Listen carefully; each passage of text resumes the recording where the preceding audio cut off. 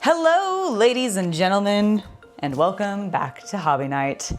I am Angela, and how are you all doing today? How are you all doing on this Friday? I know that I mentioned that I might be playing Winter Assault today, but I decided I don't want to play through that mission right now. I'm still a little angry at that mission, and I don't want to play through it right now. And in the meantime, Chaos Cultist has ordered us something that I'm extremely excited about because it has recently arrived, and I thought today we could open up some Lego. So as you can see here on my desk, some Flego, yes. I've been trying to figure out how to combine Lego and fake. Some fake Lego. They're not real. I mean, they are real, like they're based off of like real actual minifigs and stuff, but they are definitely custom sculpts. With custom pieces, but it makes me extremely excited because guys, I have las guns in Lego form, and I have a psyker staff in Lego form. It's so cool. All right, so today we're gonna go ahead and open these bad boys and ladies, because some of them are girls, up, and then since I don't expect that's actually gonna take us the entirety of the stream, I also have, and I need to finish prepping it, but I'll do that on my break. I have a couple of D&D miniatures that I want to get painted, just some terrain stuff, but that's what we'll be doing afterwards. But yes, it is fake Lego. I'm so sorry to disappoint everybody. I wish GW and Lego could have an official license, but sadly no. I figured we could start with one of our basic boys, who, like this boy, for example, he has what looks like, oh, he has the chainsword, actually. We're gonna save him. Here, this is a long las, I believe. Is that the long las? And this is the normal las? The one that is long, yeah. The big scope one is the long las. Okay, so let's go ahead. So it looks like we got a sniper, a long las, a normal las gun, a Melta? Flamer? No, I don't think it's the flamer because it doesn't have the little spigot. Yeah, you are right. So I think it's a Melta. We do have a flamer. I think it's a command squad. Okay, yeah, so here's our flamer, here's our chainsword. Those of you who are here's another chainsword. Sick, we have two chainswords. We can have a chainsword battle.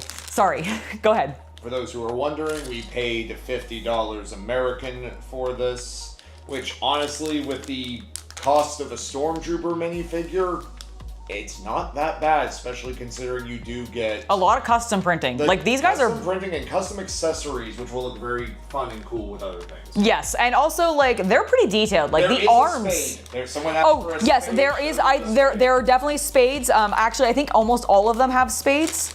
Get to it. Okay, let's get to it. Let's open the basic las, our basic las lady first. All right, let me zoom in. Refocus.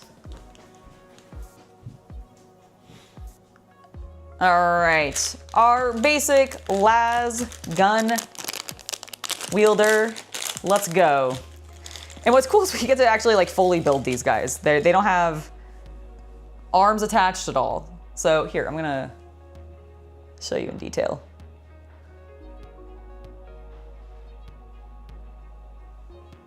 So here's our first minifig body. I mean, like, just look at the detail on that print. Gave her hips and stuff too. So nice. Cinched waist, the bootay. All right, so we got that. I mean, as I was mentioning, the arms literally have printing on them, which is pretty cool. Like Lego doesn't do that for every minifig. So love that we have that. Let's go ahead and start putting her together. Can I look at one of the normal Lego? Oh, thanks. It's my other non Lego. Thank you. Okay, I mean, I guess it rotates, so it doesn't matter which side it goes in, right? Because the short side can always turn in or out, so it doesn't matter what angle I jam this in at. Oh my God, they actually go in really easy. I was very worried that they weren't gonna be super easy to snap in, but it turns out they are. Focus good? It should be now. I fixed it. I was out of focus a moment ago, but it should be fine now. Hello, Tyler. Hello, Keldon. Hello, Star Fury. Hello, Raul. Hello, Nighthawk. It's lovely to see everybody. All right, good. All right, so we got her little arms in. She's ready to hold her guns. Okay. Okay, look, we have, okay. It's a mine. It's a mine. It's like those hand mines that they throw. I love it. All right, I'm gonna put that in her hand. We should finish getting her dressed. I'm so sorry. We should finish getting her dressed. How do I connect this? How do I put the backpack? Oh. Normally it's something. Okay, hold on. Whoa, her legs pulled out really easily. Okay, first of all, she has armor. My bad. I need to protect. Oh, can I not put this on past your arms? I need to lower your arms. That's the problem. Okay. Oh, it's so cool. Okay, we have. Let me get her head back on so that it stays in place because that will help. Let me adjust my focus because look, all of the shoulders have printing on them. 226. Woo! That's so cool. And then on this side, we have a little Aquila. Look at that. So good.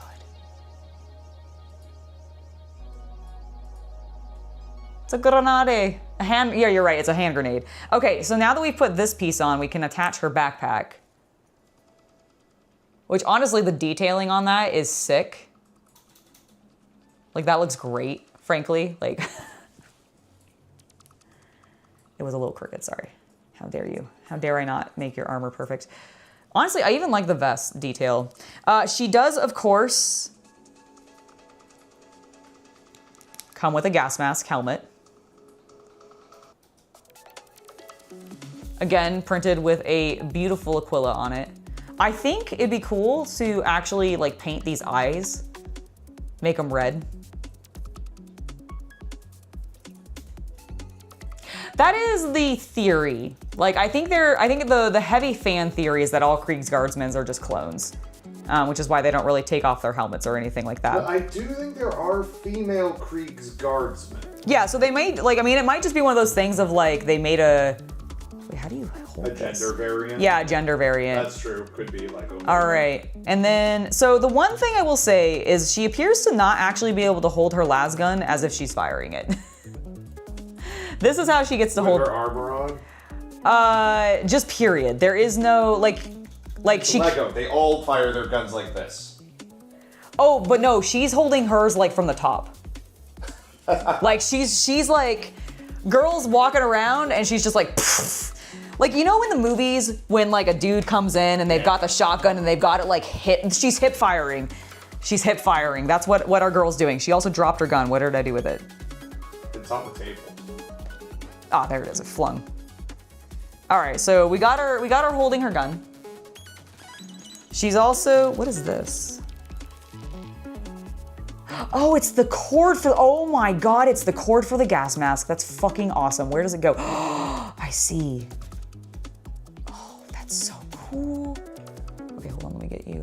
Let me. So I've stuck it onto the front, right? And then there's another plug to her chest. That's so good. That's so good. I love it. You can't really see the cord. It's like completely blocked out by the lighting and the coloring of the, but it looks amazing. All right, and then I'm gonna just put her grenade in her hand and then stick her on her base. Boop. There you go, now you can see it. That looks sick. You have some 40k Terminator mini bricks figures that hold their heavy bolters properly. That's so cool.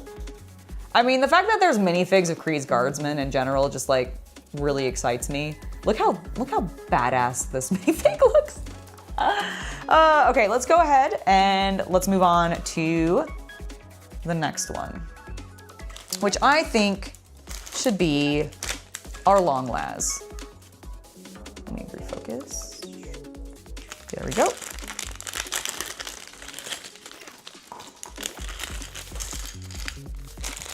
All right, so in this one, same idea. We've got the arms, the hands individually. Here's our first spade. For those of you that were hoping for a spade, here, I'm gonna bring it up so we can really. But honestly, I think they actually did a really good job with it. Look at the design. Not just your generic, you know, Lego shovel. An actual spade. So good.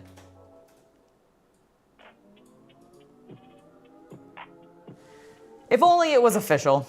If only it was official. All right, so we got another lady. Did the other one have lipstick on? Oh, I definitely took her head off with the helmet, and then I took her entire, okay, let's get you back on. There we go. Oh, she did, but it's different. Okay, that's actually, I'm actually pretty impressed. Not only do they do a fair amount of sculpting, but like, look, they gave me 2 different female heads. Like, they're actually different women. They're meant to be, which I like. I like that. I approve. I'm gonna put her back together now that I've stripped her apart. Oops, it's this one. Let me get your, oh my God. You can tell that they're fake because honestly, they split apart more easily. Like, they're very loose in some instances. Like, they stay together well once you've got them together, but if you do want to separate them out and like take the pieces, they just like pop apart. But, oop, there we go. Got her back together. Now, oh my God, see what I mean? I just completely flicked her gun out of her hand. There's our pieces. All right, let me get her holding this again. It's because it's thick, so it kind of, thick AF, and it does want to just like immediately pressure out of her hand. Okay, so we got our other lady. Let's get her arms in.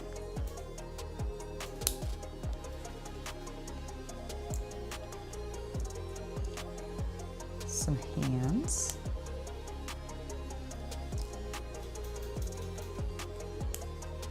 Beautiful.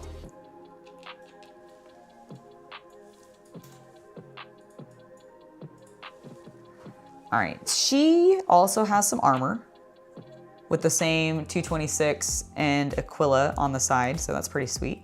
I keep forgetting I need to put that on before I put her head on. I'm just overly eager to put that face on there. All right. You're always eager about head. Oh my God, I am. Gosh, it's so true. All right, Big Al Snow fan. It's, honestly, yes. Oops, that's not what we wanted. We want this one. And then we're gonna put her helmet on. Boop, boop. You love the Fago blade guards and the Sister of Battle. Ooh, yeah, Sisters of Battle would be really cool to actually get. I've seen those advertised too. Nice. All right, here's our next guardsman. She gets a long las. Very nice.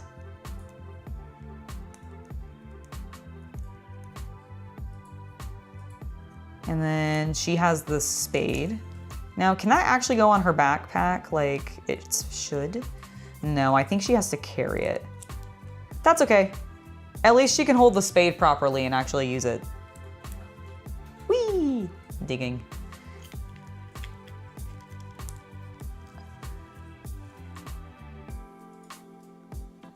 Honestly, they're really cool. I'm very impressed with the prints.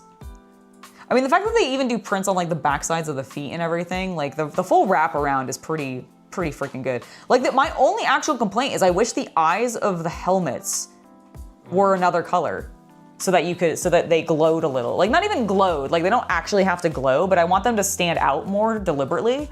And right now, because they're the same gunmetal color, like literally minor complaint, that's all it is.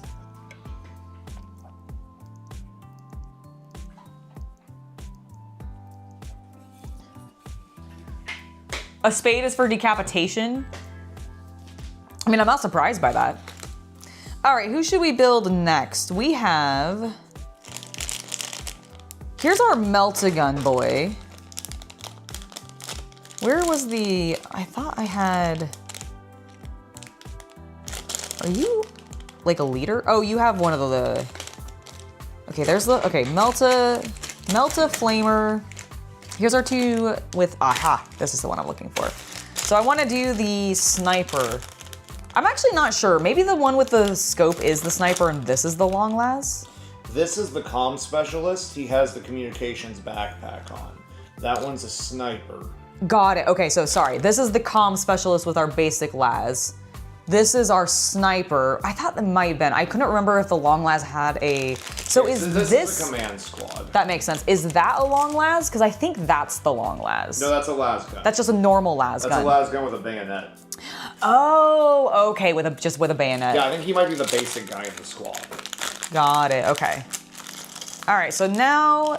Might be a hot shot or something. No, they have backpacks for that. Yeah, no, I think they do have backpacks for that. All right, so this is our first gentleman. And look at that, he's got an Aquila printed on his bloody forehead. His forehead's not actually bloody, it's very clean, but let me focus and show you. A proper servant of the Emperor. He's very sus of you. Look at the way he's staring at you. Remember in the Imperial Guard, they have the rule where each squad has a comms guy, and that helps bounce the orders a further distance on the table. Yes, yeah. That's the point of that backpack. That makes sense. This minifig suspects all of you of heresy. Look at that expression. And he's right. There is no such thing as innocence. Only degrees of guilt! Oh my god. He speaks such truth. And then he turned into a chaos demon and died by my hand. And you know what my thoughts on Dawn of War 4 are? Hope is the first step on the road to disappointment. Yeah. Okay, but I am hopeful, okay? That's the first step, isn't it? Well, but I'm always gonna be disappointed then. I'm always hopeful. I'm an optimistic person. This is off-brand Lego, Shay. It absolutely is, and thank you for stopping by. These are specifically some off-brand Lego that are meant to represent some Warhammer 40k miniatures, which I've just realized after we finish assembling all of these, we can compare them to the Joy Toy Krieg's Guardsmen that I have, because I apparently have an obsession with Krieg's Guardsmen. And that's the only Imperial Guard action figures that I buy. Just putting that out there, just throwing that out there. Apparently I'm a Kriegs girl. Are we really surprised? Oh my god, Angela, the head. You can't put the head on there. It's Fago! Fake Lego. All right, let's now actually get his head on there. Boop. Made him sit down. Oh my god, his legs really want to bend. No, the official Lego absolutely has not made an official license with Lego. That would be, or sorry, with Warhammer. That would be, oh, also my little Krieg's Guardsmen. I have so many Krieg's Guardsmen. Because you painted a few from the, I painted one entirety and then I did not finish the rest. I painted one as well. Okay, well then you painted one, I painted. That might actually be mine. That might be yours actually, now that you say that. Boop. Oh my god, it looks so good. I love the gas mask. Hello, Hari, it's lovely to see you. All right, let me give him his las gun with a bayonet. And give him his trenching tool. Or his entrenching tool, rather. And there we go. 3 little guardsmen in a row. Yeah, so my understanding of this, these don't actually fall into legal issues with Lego. They fall into legal issues with Games Workshop for a lot of IP and branding. But a lot of the fake Lego that's out there, including these, are basically based on patents that are so old that they have expired and are public domain now. So these would technically only fall into legal issues with Games Workshop. Nice. That's pretty cool. Be a pessimist, that way you will only have pleasant surprises. Amen. I can't though. Being a pessimist makes me incredibly depressed and then things would be bad. I'm just throwing that out there. So I can't be a pessimist. I'll cease to exist. It'll just destroy me. But I'll prove that librarian wrong. No, is it the Inquisitor that says that? It's the Inquisitor that says that, isn't it? The hope line. No, it's the librarian. Is it the librarian? Okay. Yeah. It's not the African accent in my head. Okay, yeah, you're right. Oh my god, a gun that actually can be held properly. Hell yeah. Woohoo! Look at that. He's actually shooting it forward and not hip holding it, which is fantastic. Like hip firing exactly. Oh my god, I did the Do you have a beard? No, you do not have a beard. You just have lips. This man has lips. I hate when my lips get mistaken as my beard. He had a lower lip. Look at that majestic lower lip that he has. And those very intense cheekbones. Okay, let's get his actual armor on. Can't let the man, okay, put your gun down. Lower your arms, sir. Thank you. Can't let him go out unarmored. Uncouth. All right, get his little gas mask in place. Boop.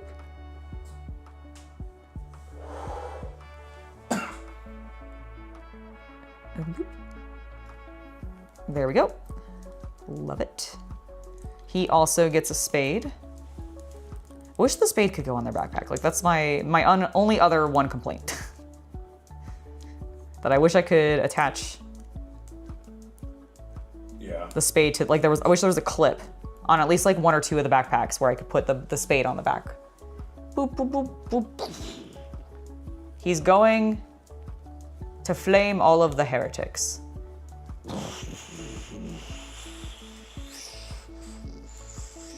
Which apparently is all of you. I mean, he did have judgy eyes for you, so.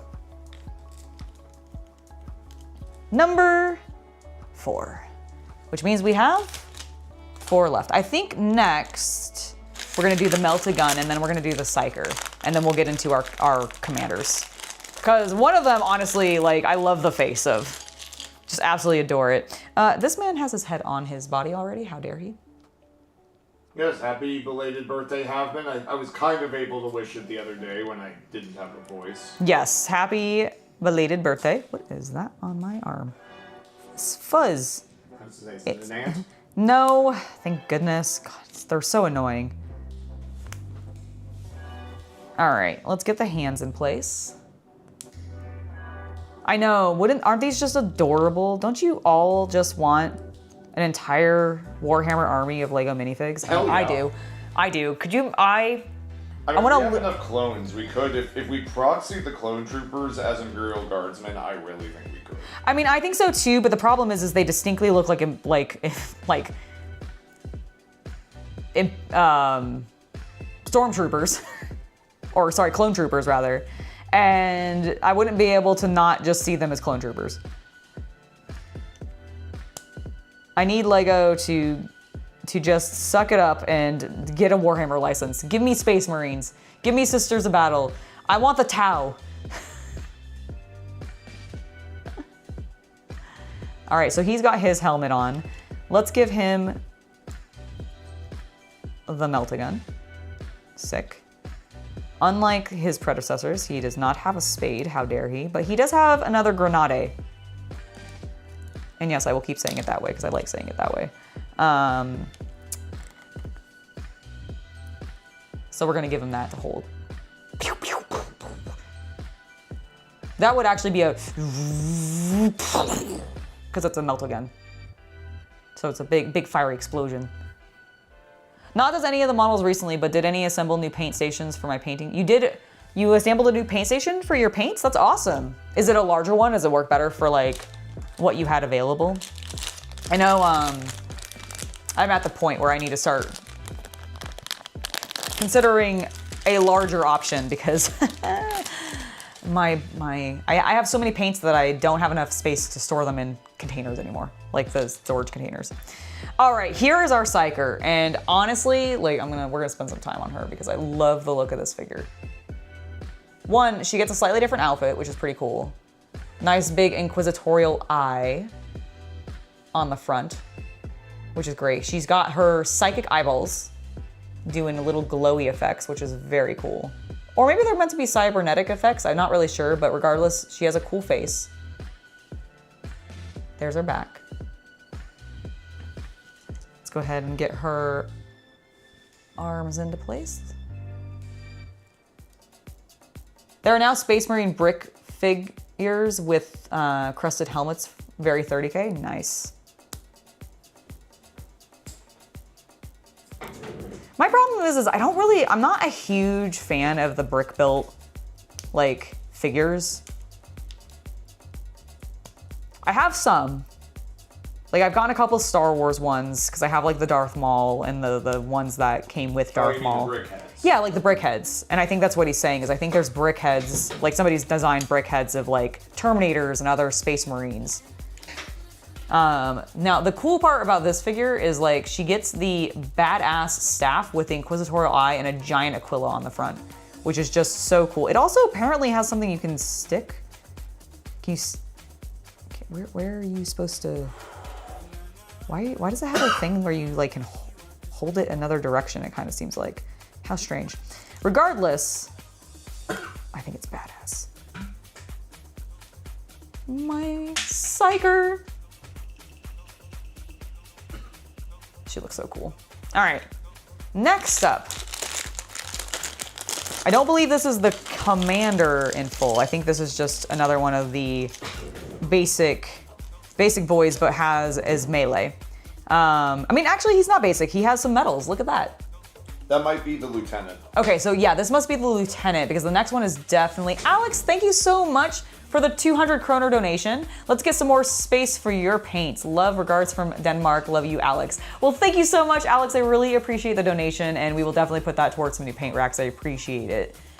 Yeah, actually, I'm gonna be able to do a bit of updating around the house in the next month. Yeah, no, that's one of our plans. I also, Rudy reached out like a month ago asking if there was anything that we needed, and I don't know if that offer's still up, but I was going to be like, hey, if you wanted to purchase this, if you were feeling the itch to like... Yeah, the rack would be lovely. Yeah, like that would be super cool, because we want to get a Green Stuff World rack for our paints, because we have like, basically I have like almost the entire collection of like Duncan Rhodes Tooth and Coats paints, and I need a place to put it all. Like it's in boxes. I need to make sure though that that one specifically fits all the other bottles. Okay, I think it should, but we'll double check. Yes. But yeah, I really like this figure. I love the medals, love the details. Like, look at that printing on even just the back. That's so good. May I hit the drain button? Yeah, go ahead. See, I got the laser, so. Yeah, no, that's perfect. I don't mind. You might want to look up.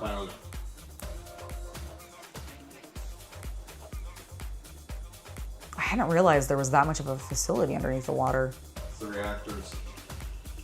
Oh, right, because they flooded them, right? We're playing Abiotic Factor, and Chaos Cultist is doing some stuff like while I'm streaming, and that's what he's showing me in the background. All right, I think we're good. Cool. All right, so here's our boy. Let's get his arms in.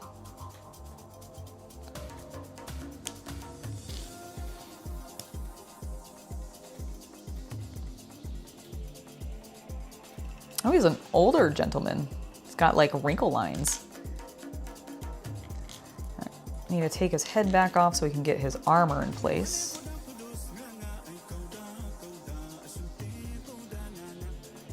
Okay, and then we'll attach the gas mask. God, I love this little piece. Like this, I think the little rubber bit for the gas mask cord is probably my favorite element of this. Like, look how cute. All right, here's the best part though. Okay, he's got his pistol. We've seen one of those. Let me put his backpack on. We should make sure he's got his backpack. He's ready to go. But the best part is this man is wielding a chain sword. Look at that chain sword. God, it's so good.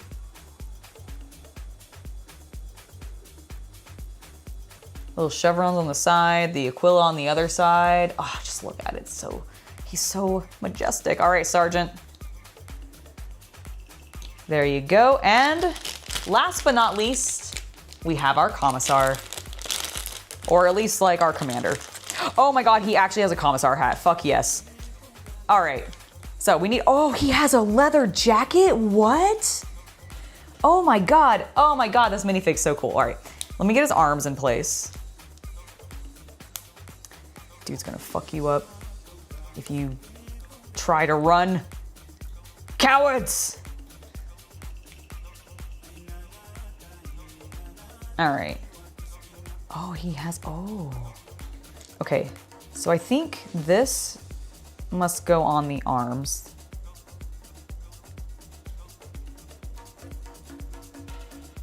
How do I do this? Aha. I think I need to raise his arms up. Oh my God, what? This is the coolest, oh my God, this is the coolest outfit I think I've ever put on a minifig.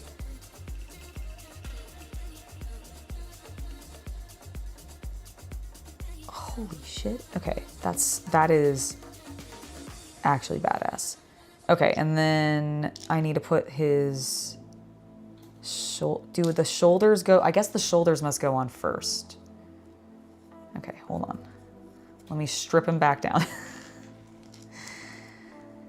Okay, so put the shoulders on.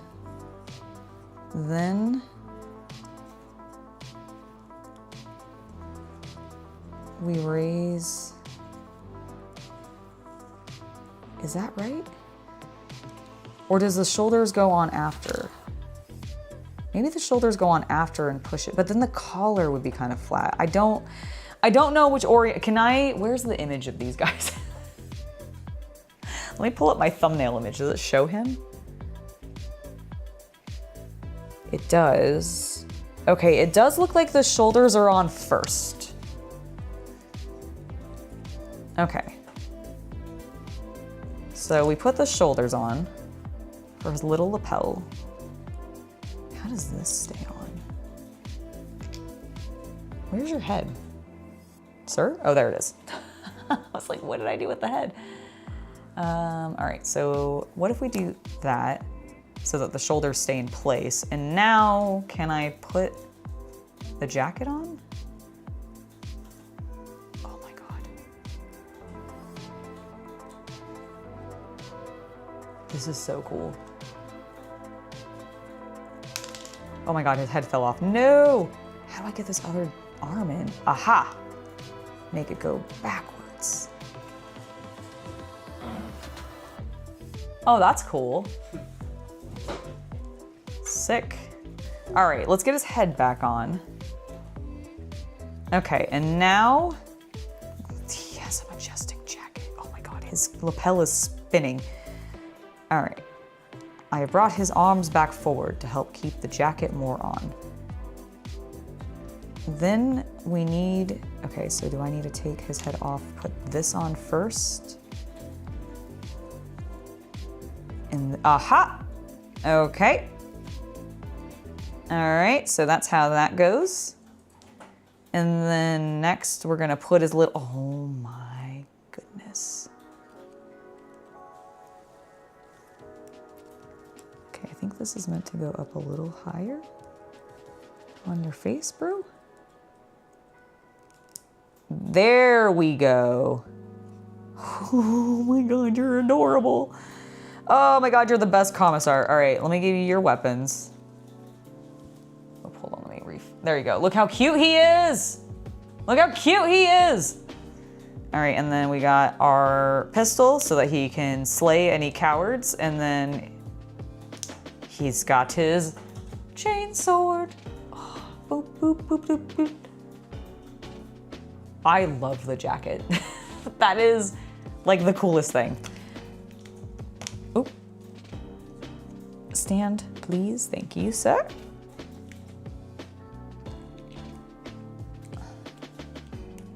All right. Let me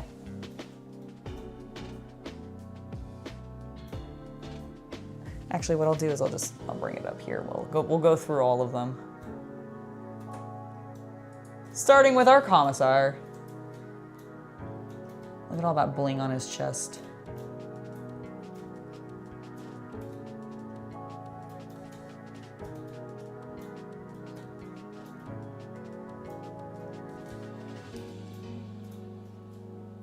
Like, that's so good. I love his hat. So perfect. Okay. Then we have our sergeant.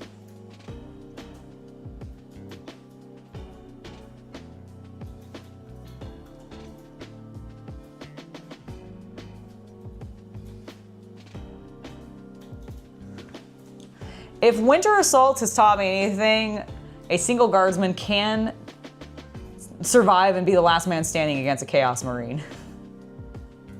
Here's our Psyker. probably my favorite. Like between her and the Commissar, they really outdid themselves. Like I love the staff, I love her outfit, I love her face, and then I just love the entire outfit of the Commissar. And then we've got our special weapons. So our Melta.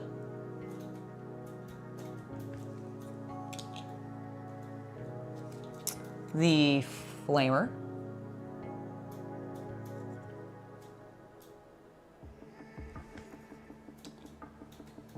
Our Las Gunner, our basic guardsman.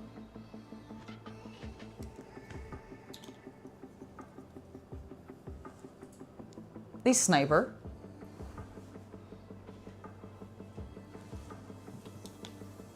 And the Comm Specialist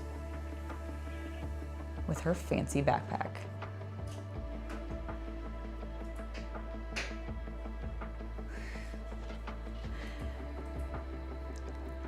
I don't have any Space Marine miniatures or minifigs. I just picked up these guardsmen.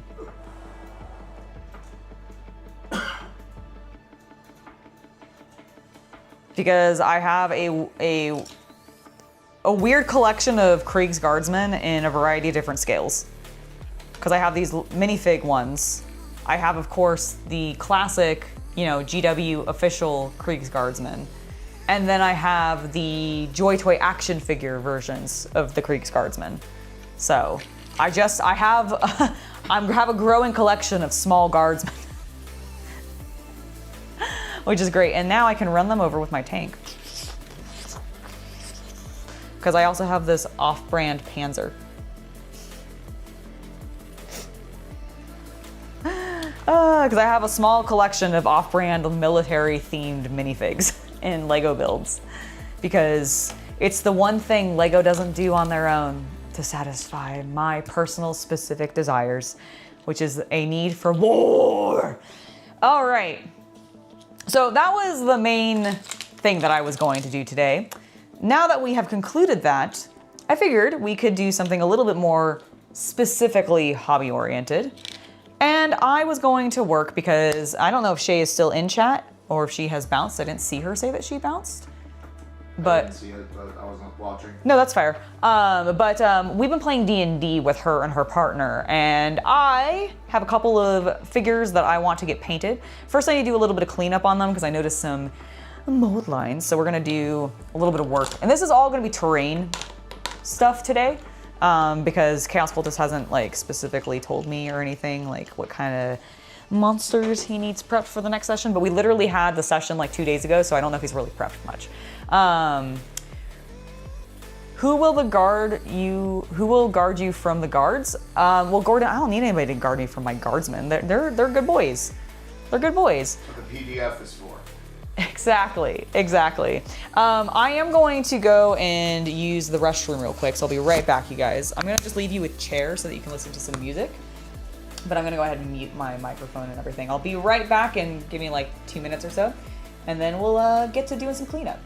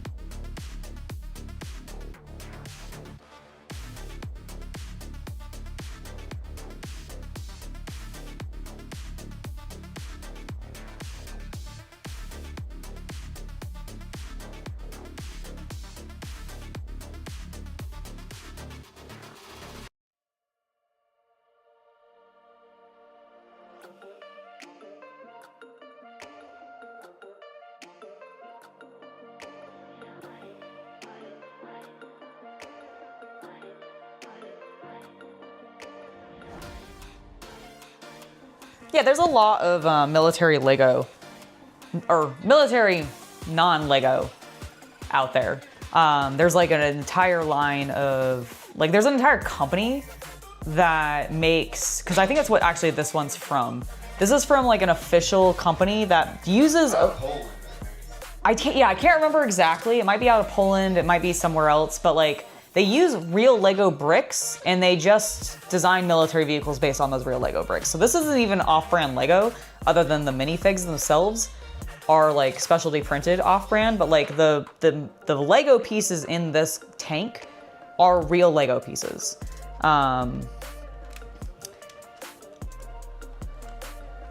They just don't officially make the rules for that one. And here's this project you still haven't finished. Ah, yes.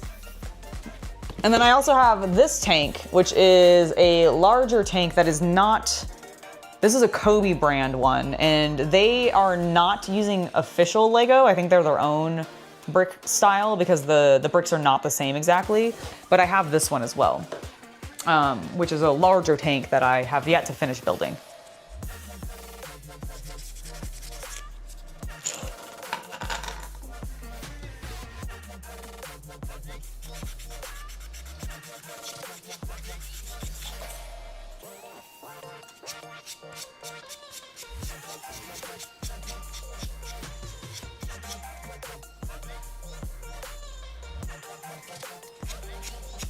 Get rid of some of these harsh mold lines on these pillars. We've been using a lot of just sort of like generic terrain in our setups, so I wanted to get some of them cleaned up and painted.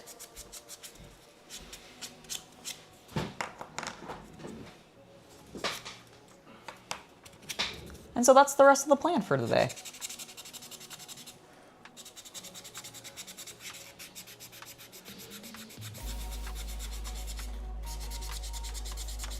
That's pretty cool.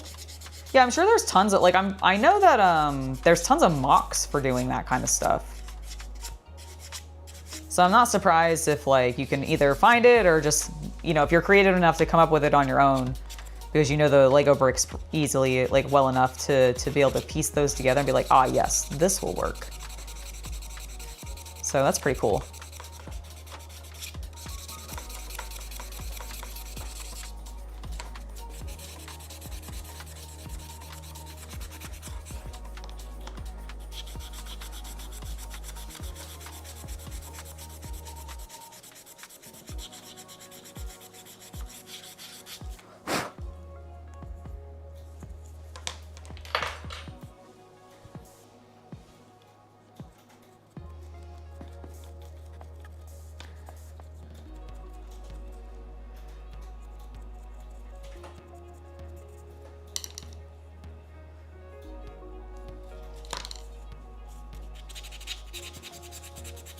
There we go.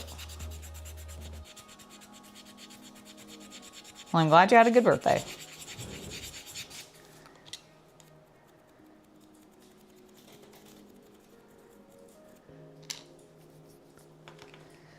Get a couple other sizes of this.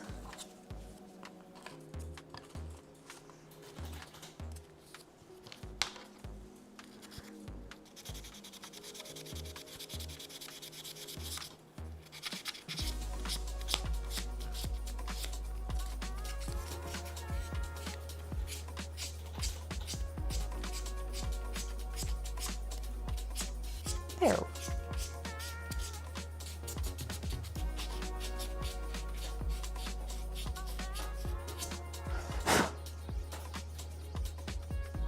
It's actually more round now.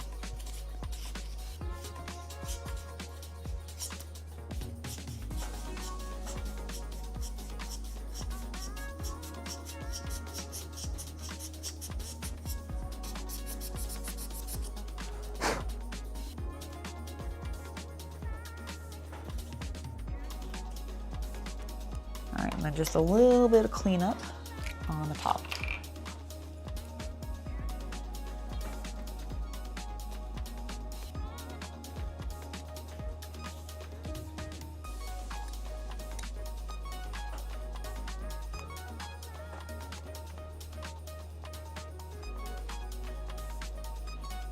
It's a pretty egregious mold line on that one.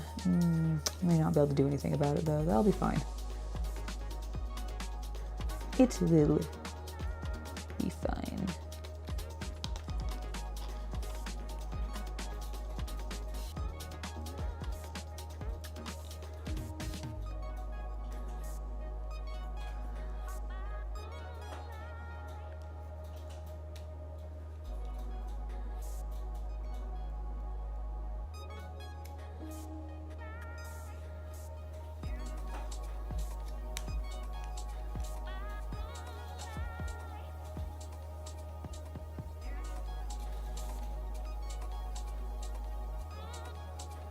There we go. It's a bit better. It's not perfect, but it'll do. It'll do, pig. What's that from? It's from Pig. Oh, that's right.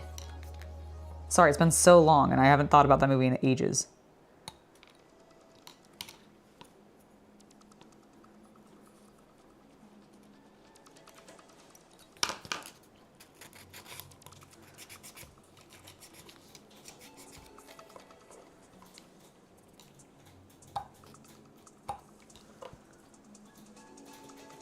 No, I didn't have to build these pillars. They came in one piece.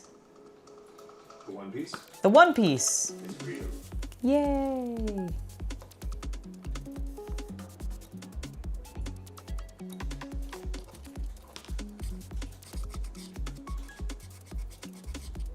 Have I ever had to assemble pillars? I think I've had to add tops to them before. I think like in some like 40k terrain that has pillars, I do think I've like put some like Imperial toppers on them to make them more 40k, but other than that, I don't really think I've assembled most terrain pieces unless it's got like literally a building tends to come pre-assembled in my, well, if it's scatter terrain size like this, and if it's meant for D&D, like most D&D miniatures with, up until recently with WizKids like new, well it's not new anymore, but they're newer, what do they call it? Frameworks, I think is what it's called.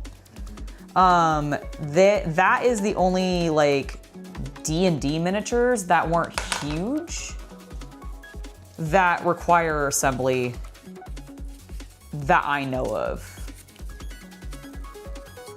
And that would be official D&D miniatures.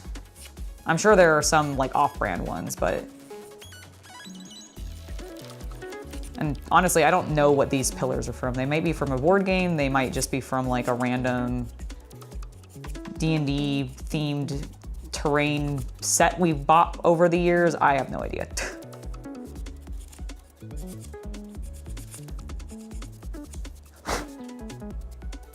All right, that one I think is good to go.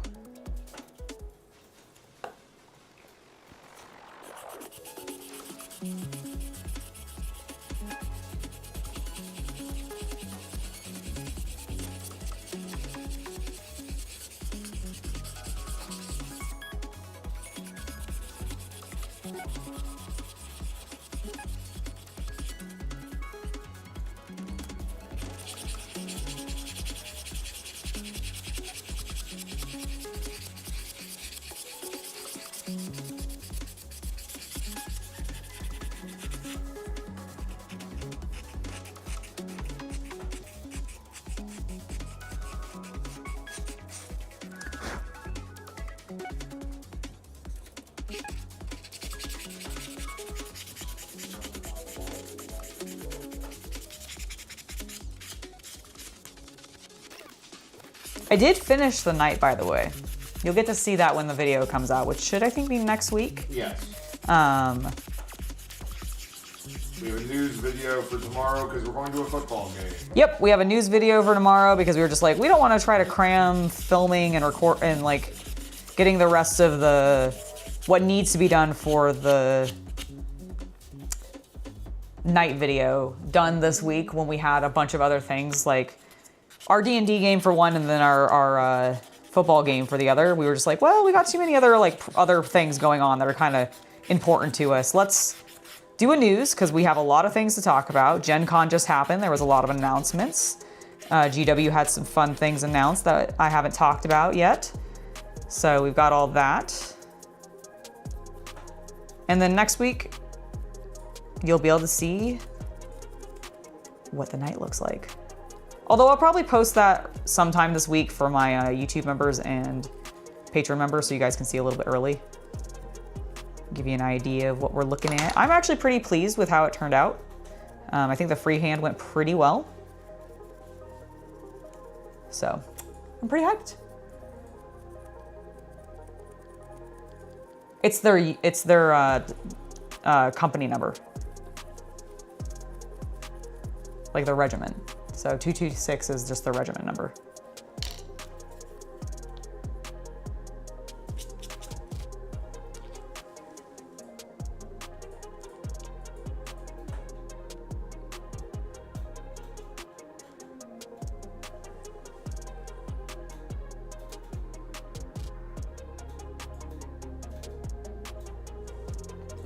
I cut towards myself. I literally just cut towards myself.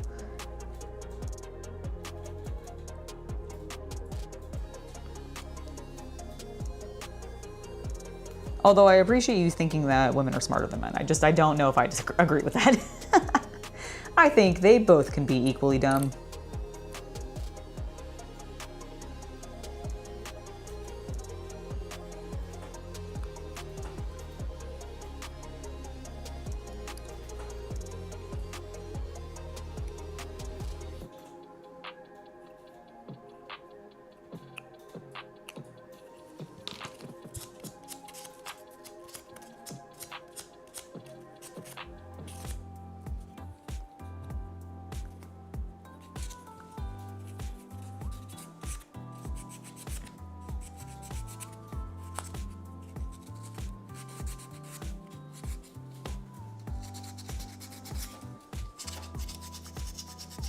It's all about control.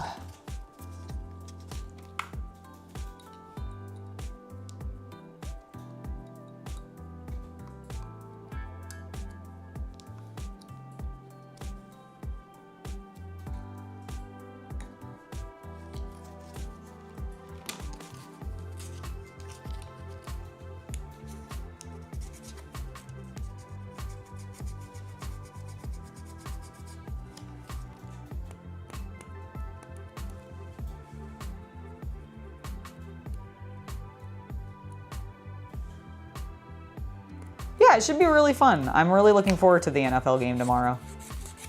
Chaos Cultist and I both have never been to an NFL game. Like I've been to a lot of college games, but I've never been to a pro game. Yeah, and I've never even been to a college game. I don't even think I've been to a high school game. I know they're very different. But like I'm just saying that like when it comes to football, I've only ever watched professional games on TV, and unless it's the Super Bowl, I will admit I'm so sorry.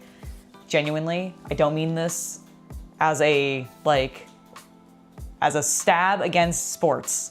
I just find the majority of normal sports, not including pro wrestling, to be extremely boring to watch on television. This is a woman who watches a good 10 hours a week of LEGO engineering videos. Yeah, I like LEGO engineering videos, but two teams like duking it out on a court on TV, like I don't know, it's just not, like unless I am with a big group of people who's also excited about it, it just doesn't spark joy with me. And so I'm really excited to go to this live game because I imagine, like I have been to say live basketball games and live hockey games, like professional hockey games and professional basketball games. And I've even been to live like professional baseball games. And those, even though like some people could argue that like, oh, baseball is a way more boring sport to watch than even football is on television. I might argue the same, but they're both still boring to watch on television sometimes. But in a stadium surrounded by fans who are really eager to be there and want to be there and are excited to see the people play, it is such a different experience. And that's exactly what I'm hoping for tomorrow with the NFL game, because I imagine, especially since we are getting to preseason, but it's LA versus San Francisco. Yeah, I was gonna say it's two teams that like are both like, I feel like the people in our area are gonna give a fuck about. Yep. And so I think I'm expecting the crowd to be hot. And so I would love, like, I think the 49ers are kind of in bad shape this season. That would be the only reason. Oh, really? There's not a lot of like hype around them. Oh, fair enough. I mean, I'm not even really like. That's what I've gotten from the local news. Okay, that's fair. I mean, I'm not even really that worried about it. I don't even necessarily need the Niners to win. I just want to see a cool, interesting game where the crowd seems engaged. Even if it's just for like a portion of it. Because like I understand and accept that like sometimes a game will just be like, oh, you can really tell who's going to win this. And it starts to get boring no matter what. But like I'm hoping that like the fan hurrah will be fun.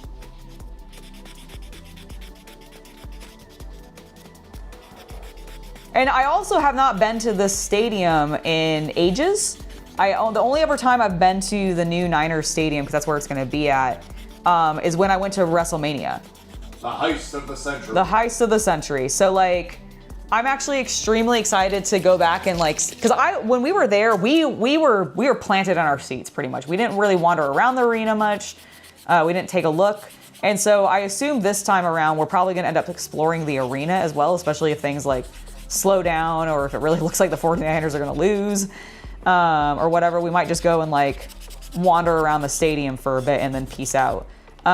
Which sounds equally as fun. Like, I love big arena spaces like that. Oh yeah, because we also, I don't think she mentioned it, because it's preseason, prices weren't too bad, and I was able to get us club level seats. Yeah, which is really cool. So like, we're gonna get like... So like the food's comped in the price is like, I think a lot of stadiums are doing that now, or maybe some at least. But yeah, I imagine a lot of the bigger ones are. Yeah, basically if you get club level, the like generic hot dogs, sodas, all that kind of stuff. Hell, they might even have like cheap beer, I'm not sure.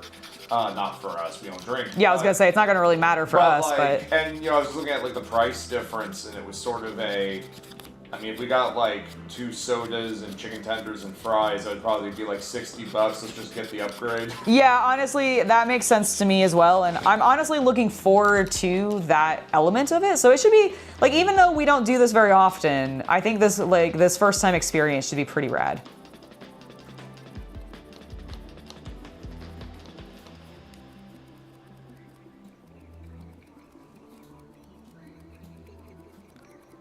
See, I actually, I disagree a little bit with that, Hari. I think watching a concert on television is still potentially more entertaining and engaging than watching a football game or some other sporting event, because the disadvantage to the sporting event is that, well, it is still reliant on the skill of the players.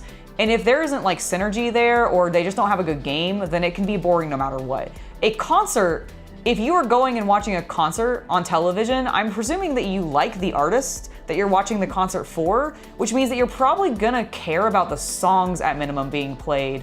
So like, I actually think watching no, they're still not the same. And yes, being live in a concert audience is still going to be more entertaining than watching it on TV, but I think... I was gonna say, aren't you just listening to an album at that point, though? You are, but I still feel like that's... I guess maybe if you're just listening to the play-by-play commentary, then you could just be listening to sports radio in the same concept. So maybe it's the same. I don't know. I just feel like... I like sports radio. That's fair. I mean, I used to listen to it involuntarily. I like it for, like, car rides and that kind of stuff. I mean, that makes sense. I used to listen to it while I was working in a frame shop, because the framer that I worked with, like the lead framer, was like a massive Giants fan. And so, good God, did I listen to a lot of Giants analysis. So much. I mean, bluntly, if AEW or another pro wrestling promotion was to, along with their pay-per-views, do a radio, or live stream broadcast that was just meant to be listen only, as a, second, and I know play-by-play announcers are kind of meant to be that, but let's be honest, on television, it's not the same in pro wrestling. So I'm just saying, I would actually enjoy having pay-per-view radio commentary. Isn't that what a watch-along party that, Wrestle Talk and stuff does, though? Isn't that the same concept? No. No, you don't think so? No. Okay. because Wrestle Talk is not play-by-playing it as well. That's exactly what I just said. Yeah, okay, fair enough. I understand what you mean. I didn't ask for, I don't want a podcast. I understand. I get what you're saying. But if it was literally something to the effect of, and John Cena has now begun to make his way to the ring as he is approaching the crowd. You see the looks in the children's eyes as they well up in tears, as they know that this is his last performance for them. But they know that he will reign supreme in their hearts as he marches down to the ring, giving one final salute, full play-by-play. Not simply Michael Cole and Stu Bennett or whoever's on commentary this week. Right. You want the old school, what's that classic, was it Madden? Was that the guy who... Well, John Madden was always a color commentator. Okay, so there is a radio, I remember seeing images and spoofs of this in television series of there being a radio host that would just do all of the baseball or other commentary. And it would Casey Kasem, but that's more music. I'm not sure. There are and a lot of regions and such have iconic voices. Oh, maybe that's so what I'm thinking of. Somebody who's parodying Chicago's Got it. announcer Okay. from the 60s or New York's announcer from the 60s, that sort of thing. Some of those guys did it for 30 years. That's fair. You think that watching concerts on TV loses almost all the vibe? That's fair. I mean, I think that if you are... honestly, I do get that. I think it really depends on the concert. I think it depends on, who the artist is. Because I feel like certain artists aren't nearly as performative on stage with their music. True. And so if I was watching a concert with somebody who was very stationary and just there to sing and Adele. Yeah. Adele was very much like that when she was at her peak. She was a beautiful performance, but you are there to watch a woman stand on stage and sing. And I think that I would be totally fine with watching on television. Mm-hmm. Now, if I was going to, and I've never been to one, but what I've heard the Ghost concerts are like. Oh, yeah. Then I'd want to be in the crowd and I wouldn't want to just be watching it on television. Most metal concerts are. But that's because they're performative. Yeah. They are literally telling a story through their actions and their words. Because you've been to Sabaton Live, you've been to rock operas, you've been to performances. Yeah, I've been to. You're not a huge concert person. No, I've not been to a huge. You have been to some. Oh yes, and there's definitely been some that are way better than others. Oh yeah. Even I can't say I've never been to a festival because technically Riverbend in Chattanooga is a festival. Yeah, exactly. It's a very urban one. And by urban, I mean, it's in a city, not that it's black. Right. There was black performances, but it was very much a country music performance in the 90s. So you can imagine that was mostly Garth Brooks and that kind of thing. Oh my God, my mother would have just had a conniption. Oh, honestly, yeah. Genuinely, she loved Garth Brooks so much. Oh yeah, I think she would have loved Riverbend. Oh yeah, no, probably. Honestly, I probably would have loved Riverbend when I was a kid. I also... First time I ever played VR. Really? Yeah, they had a VR Wolfenstein 3D. And this was in 1998. That's sick. In a tent. That's... in hindsight, it's amazing. Yeah, I was gonna say, that's so metal. Oh, I think all of our viewpoints are honestly very correct. That's the beautiful thing about, honestly, this kind of conversation is music, sporting, entertainment. Oh, I think you just meant you and I. I was yes. Oh, no, our opinions are always correct. Very good. No, okay, well, okay. Calm down, sir. No, I was responding to chat, and chat was saying that someone had said that both of our viewpoints are very correct in a way. And I think that's absolutely true because here's the beautiful thing. Especially when it comes to sports, music, entertainment, the arts, it's fucking subjective and it's your opinion. And if that's what works for you, then just go with it. It's fine. Just don't belittle other people's opinions. And I hope that none of you have thought that I was belittling or putting down your opinions. I just disagree with some of them and wanted to give my personal thought on it. But I totally respect. It's a matter of taste. Yeah, it's really a matter of taste. And again, that's why I said it's extremely subjective. And so she's saying you have no taste. So that's what she's saying. Oh my God, that's not what I'm saying. I'm saying that your taste doesn't match up with mine. That's all I'm saying. And there's absolutely nothing wrong with that. In fact, I would prefer that y'all didn't have the exact same taste as me because that sounds really boring. Really fucking boring. Okay, so it's all good. Oop, I just realized my camera went. You also go to a lot of concerts. That's totally fair. What was the last concert you got to go to? And did it live up to your expectations of what you were hoping it would be? Because the last concert I went to was in like 2019, and it did meet my expectations. It was really great. It was Amon Amarth, Sabaton, and oh my God, it was a female-led one. Arch Enemy. Yes. Thank you. I have a jacket from them. So yeah, it was Arch Enemy, and there was one other band, and I feel horrible because I don't remember their name, but they were much smaller. Like they were the opener. It was like one of the opening acts, and I did not recognize them. They honestly, the music was great. Don't remember their name. I'm so sorry. It was 2019, and I barely remember the three main people. But yeah, it was like the last concert I went to was Sabaton, Arch Enemy, and Amon Amarth was like the three main groups that were there. And it was badass. And again, it was extremely performative. Like they brought a fucking, the stage for Sabaton was great. The stage for Amon Amarth was also great. So what they did for it was just fantastic. Really loved the performances. Probably would not have enjoyed them as much if I had watched them on television.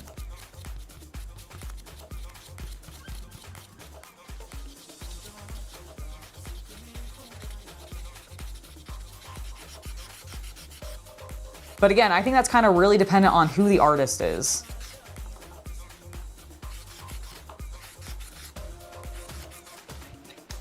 And honestly, here's the other thing that can really impact that, I realized. If the artist who's doing the concert, that's putting it on YouTube or television or something, has an amazing filmographer, or videographer rather, I guess, is the proper term, then it could still look fucking insane. Because if they have a shit ton of cameras, and they can keep cutting and doing some really cool shots to make it visually entertaining on top of audibly entertaining, because it's already an amazing concert for somebody that you really like, then I don't know, I guess I just find concerts potentially more enjoyable, probably because I like them in general more, to watch on television, or I'm more willing to watch them on television than I am a sporting event. But that's because I'm also just not a big sports person, period. Whereas I like concerts more. I like listening to music. I'm sorry I'm taking you to... No. Don't take this the wrong way. This is the thing. I'm excited to go to a live sporting event. I think that is super cool. I am very hyped for this football game tomorrow. I'm also very hyped to just see the stadium again. I'm excited for hot dogs. I'm excited for cheap, shitty stadium food. Expensive, shitty stadium food, I should clarify. It's never cheap.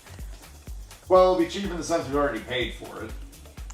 Well, yes, but I feel like you can't really call most stadium food, no matter where you are, cheap anymore. Especially not San Francisco. Especially not in San Francisco.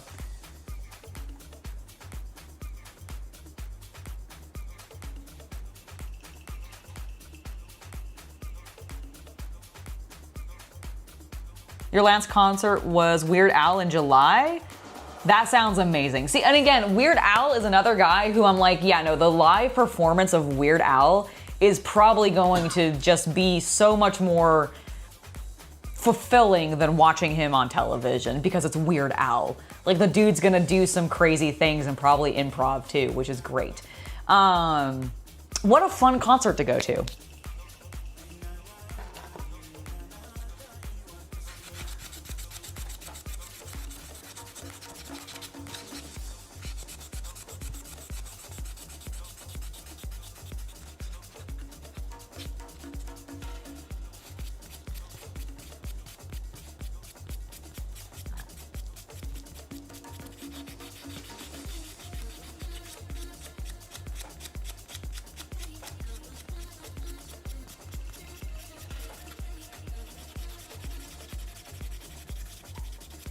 not what I thought we'd be talking about today.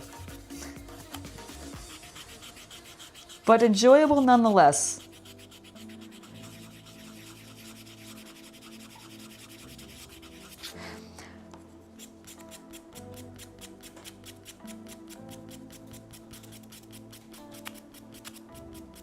I think the other thing for me is I consume a lot of music via YouTube through like AMVs, so I'm also like, well, I could just watch the AMV and be like really entertained because of that. Thank you for subscribing, Irish Mick 54. Thank you for subscribing. You think you're talking food in the loosest sense of the term? I mean, some people do not like hot dogs. Oh, the food. Okay, yes. No, I mean, it is food in the loosest sense of the term, but here's the thing. It's like the one time I eat it, so... Thank you, Robert, for...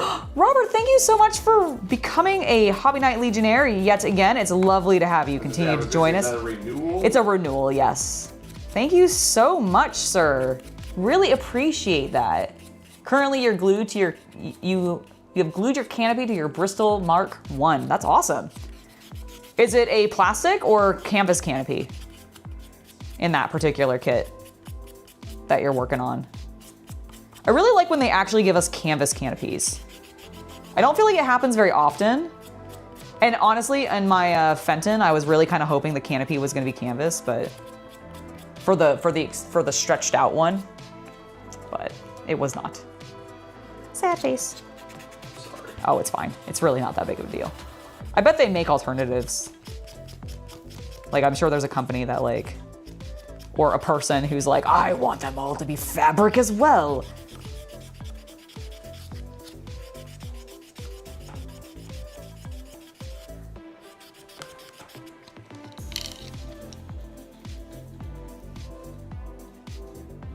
Scotland versus France in the Rugby 2020. What an atmosphere. I imagine it could have been. Like, isn't rugby like... Well, I know soccer's really massive in Europe and everything, and like... Rugby in the British colonies. Okay. That makes sense. It was like, I know rugby is popular in England, but I was like, how popular is it? It's transparent? Oh, that makes sense if it's on a plane. That kind of canopy. I'm talking about like car canopies where where they've got like the soft convertible tops. I forgot you were working on a plane. You did say that. I just immediately spaced it.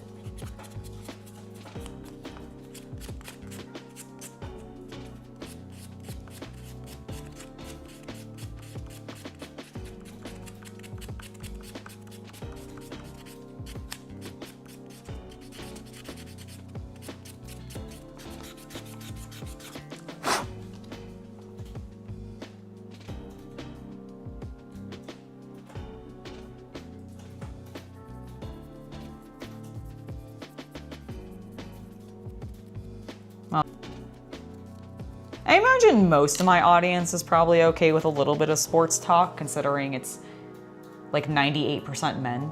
And I apologize for stereotyping here, but I do feel like it's common that most men like some kind of sports. Like, I'm not saying y'all like all sports, but I feel like a lot of dudes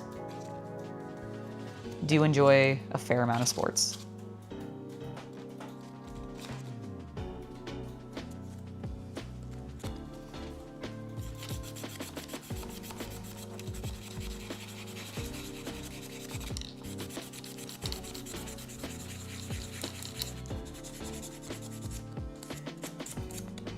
Oh yeah, is there a professional league in the US for rugby? I mean, isn't it an Olympic sport? So wouldn't there already have been? Is rugby in the Olympics? Some years. Okay. I didn't actually know how that worked. It's not one of the ones that's always involved. Okay, I see. Is it a summer one normally, or is it a winter one? Summer. Okay, that's what I assumed, but I wasn't sure.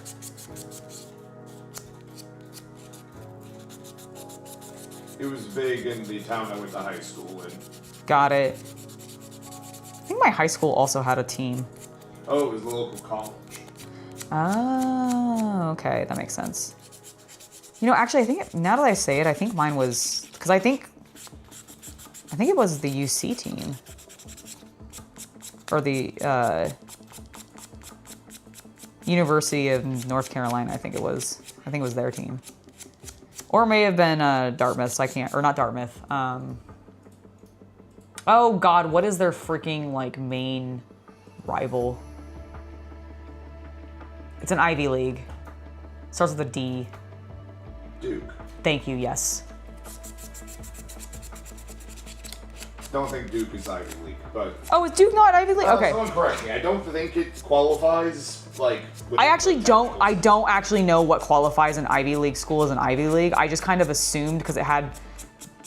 It has something to do with its tenure, I'm not sure. I see. I just know that, like, Duke was very highly prestigious in my... Probably because it was one of the good schools in the state that I was at, but, like... All right. My pillars are ready for priming, which is great because I'm gonna go take a short break to do that. Let them, and then I'll bring them back up after they have aired out a little bit to settle. So I'll be back in about 10 minutes and then we'll continue on and we'll get to some painting. All right, guys, be back very shortly.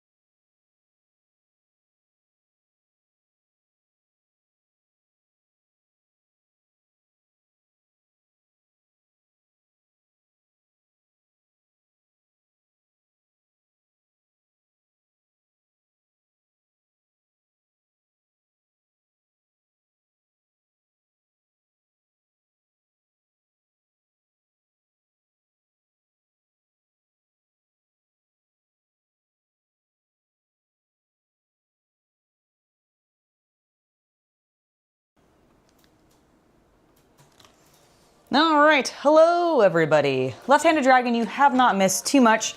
I did build some Krieg's Guardsmen miniatures, or minifigs rather, which you might have missed. But that's the main thing. Built a whole bunch of these, and then I've been just prepping some D&D terrain for the rest of the stream, and I'm gonna paint some of it now. But here's our Krieg's Guardsmen.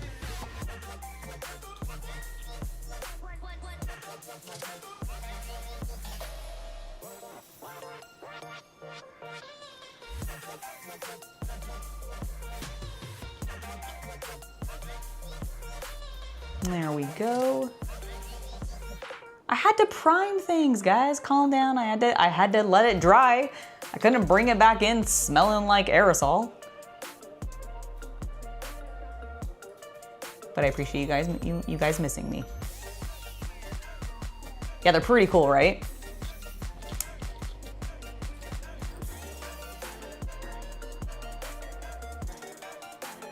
And then, last but not least, our commissar with his amazing like leather jacket. Like, just look how badass that is. And his lapels, his chain sword, his cool hat.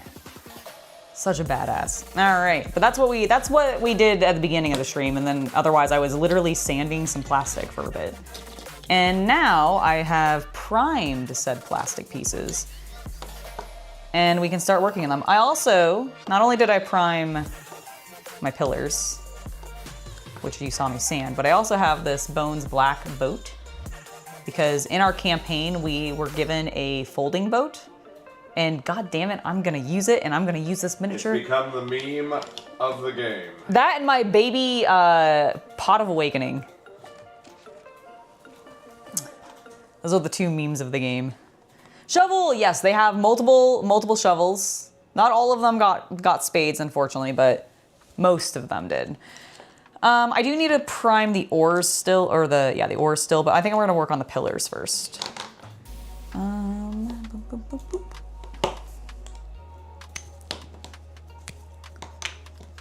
Go ahead and grab a bunch of caps.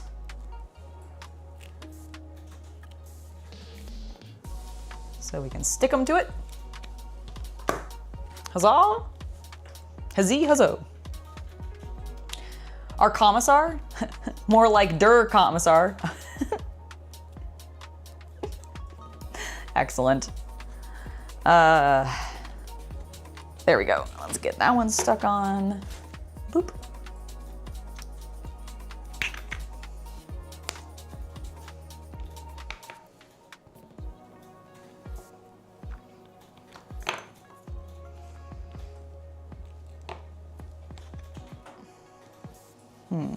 Here's my putty. And I need one more cap. Do I have another one? No. What happened? Nothing. I need a cap, and they didn't have one in the drawer that I thought I would have it in. I'm sorry. No need to be dramatic. But you were the one being dramatic. I was just making silly noises because I'm a streamer and I'm trying to be entertaining while working on something relatively boring. I don't understand. Okay, well, I'll explain it to you when you're older. Thank you. Okay. I'm older. Well, I was being silly and making noises because I'm bored. Okay. Well, I can't help you with that. All right, what do we want? I want some gray. Some grays. That's what I want. I think, how do I want to approach this? I think what I want to do is I'm going to grab Skaven Blight Dinge, and we're going to darken them. Then we're going to dry brush texture out. Make it pink marble. Now we're gonna go a little classic so we can use it in a lot of different things, and we're mostly underground right now, so I think gray stone will probably make the most sense. I know it's a wee bit boring, but there is some decorative filigree on the top, so I do plan on doing some color there. But for now, I think we're just going to give them a good once over with some Skaven Blight Dinge. I would have primed them in a darker gray, but I'm really low on, no, it's fine. I wasn't sure what I wanted to do. One of your plots got destroyed. Oh, which one? The big one. Oh, like completely? Well, They all died? It was destroyed, so yes. Oh, somebody attacked it. Yeah, we had a grub attack. Oh, okay. That's fine. What was in it? It was just wheat. Okay. It's very easily replaceable. Sorry. Did I finish the night? Yes. The night? The one you were working on for 2 weeks. Oh, sorry, I was thinking 40k night, not the Bretonnian night. Yes, I have finished the Bretonnian night. That will be coming out in a video, so you'll be able to see the final look of it. Does you want me to get them? Do they deserve? It's not going to. Okay, fine. Yeah, we can look at it. It's not going to affect the video. You're right. I'm like, but then they won't go watch the video to see how I did it.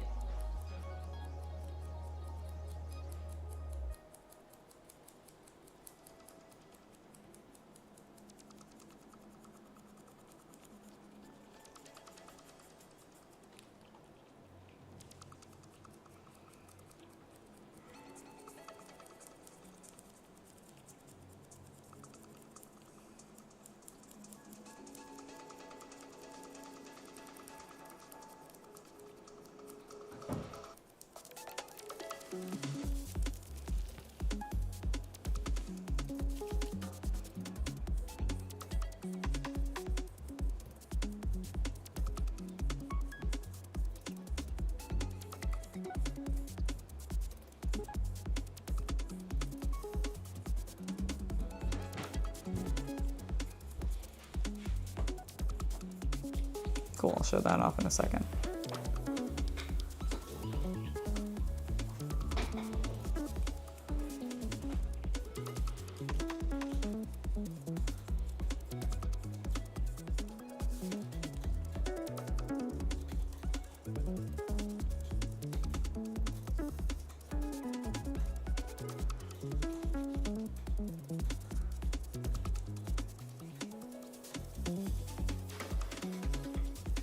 All right, getting this pillar painted up.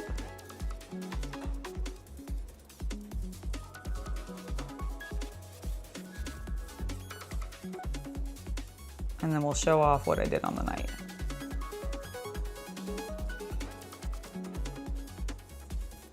And hopefully you guys like it.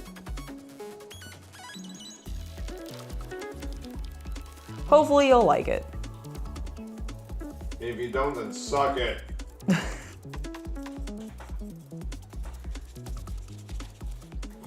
If you don't, I'll cry.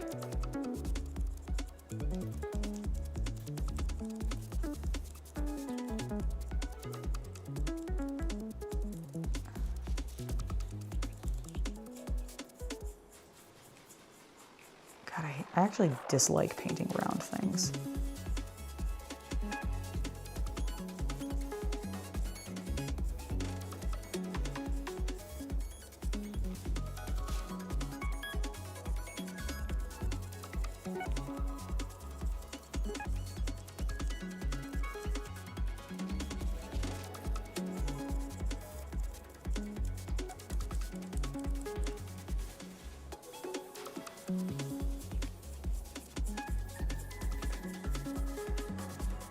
Also, this paint is being weirdly, like, streaky. I don't understand why. Did I not mix you enough? All right, hold on. Is the primer? It maybe it is. It's not, the primer's not coming off. It's just that like the text, like the way that the Skaven Blight Dinge is going on. Maybe it's the brush I'm using. I'm using like a kind of shitty nylon brush, and I'm wondering if that's just like, cause yeah, it's like, it's really sticking in some areas and really not sticking in other places. But it's definitely primed. Huh, and I'll go back over that one. Let's look at the night. So here's the finished night.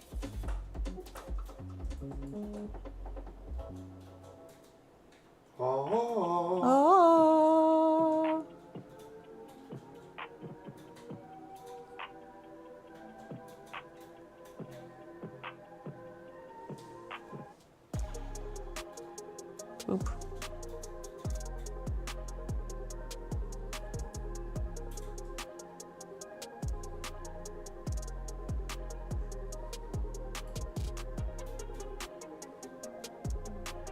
I'm pretty sure that's what DX says.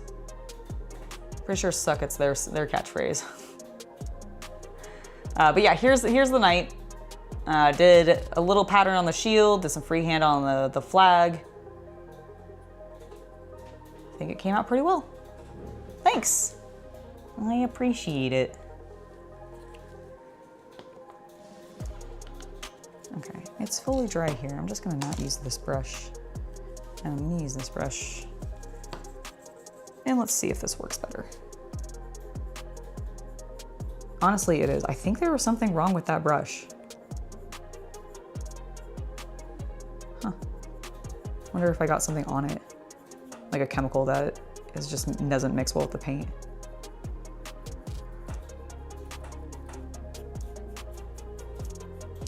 That is my only assumption.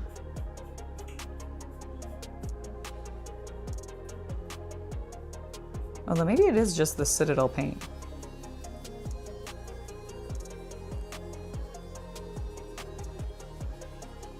It's still kind of behaving a little bit weird. Better though. I'll be able to work with it.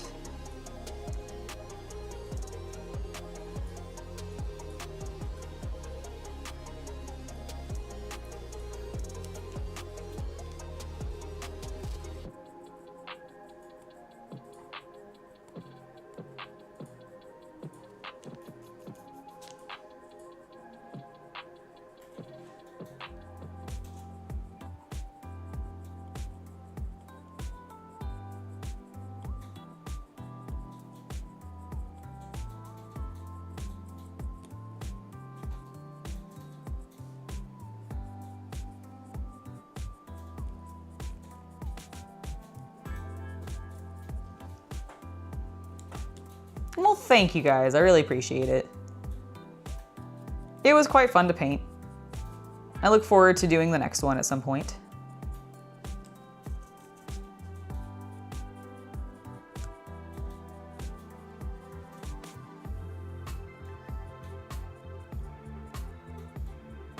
I do think we're going to do something 40k next. For probably our next tutorial. Yeah, after the football game, we'll go to planning. Yeah, exactly. That was sort of what I thought. I was like, I'm not gonna really worry about it until after the football game because we know what's next. And that's really, and then like we can start getting ahead again. Afterwards, it'll be good.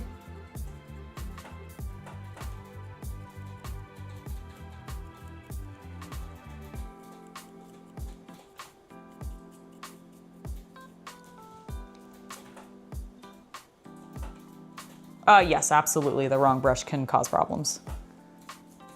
I mean, it's mostly like, more than likely what happened is either I have not used that brush with paint before and it still has the chemicals on it from the plant when they made it, because nylon bristles will sometimes have chems in them that you want to wash out before you start using them. I mean, realistically, you should wash your brushes before you start with any of them, just in case something like that happens, regardless of whether or not they're natural hair or not. But synthetic bristles can sometimes be more problematic than the natural hair ones. And especially if they do have some sort of cleaning chemical in them still, a release agent, that kind of thing. And my guess is that I probably have used this brush before, and I probably washed it and didn't rinse it well enough, and so it has soap in it still. And that's causing the sticking problem. Because soap will definitely make your acrylic paint not stick to your model, regardless of if you've properly primed it or not. It'll just be like, nope, goodbye. And it'll slosh right off. So if you find that that's happening, it's one of two things. Either your miniature has a release agent on it, and even if though you've primed it, that's still affecting things, because I've definitely had that happen, or it is that you didn't wash your brush well enough and it has chemicals in it, which is preventing your paint from sticking, one or the other. one or the other. Yeah, the regiment should look pretty cool. It's gonna be very colorful. Cause like, you know, this is the new guy, obviously. But here's one of his buddies. So very different. I still did the checkered pattern on the cross on, or the shield on the horse, because I just think it works well for doing a simple but engaging pattern. But I went a little bit more crazy with his flag, with his banner. But they're gonna be all different colors. I think the next one definitely needs to be like, I don't know, I feel like I need something to do something either green or yellow. Because I feel like I have a lot, I mean, I have very blue, white, and black, red. So I feel like I should do something like maybe orange. Maybe yellow and orange, so that could be fun. Maybe some like green and yellow. Do something kind of salamander feeling. I could also do yellow and black and do something very like Imperial Fist. We'll have to see.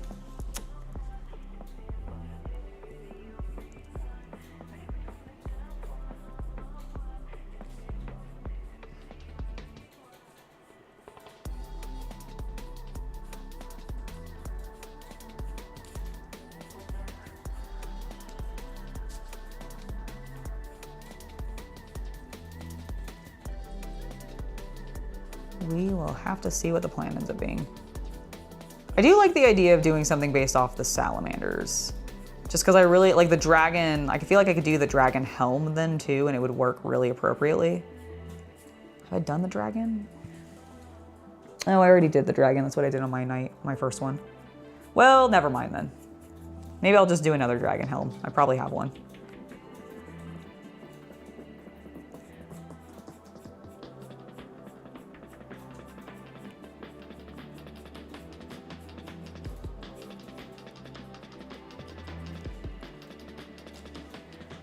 Purple and black. I could do something with I could go very Slanesh, and I could go very pink, purple, like silver or gold, depending on how I want to do it. That could be fun. I definitely want to play with more color. I feel like I went kind of neutral with the last two. Like I played with some color because there's the blue and there's the red, but I still had a very neutral color to complement it with either a black or a white. And so this time I'd like to do like, maybe I just do something really garish and do like pink, purple, and orange.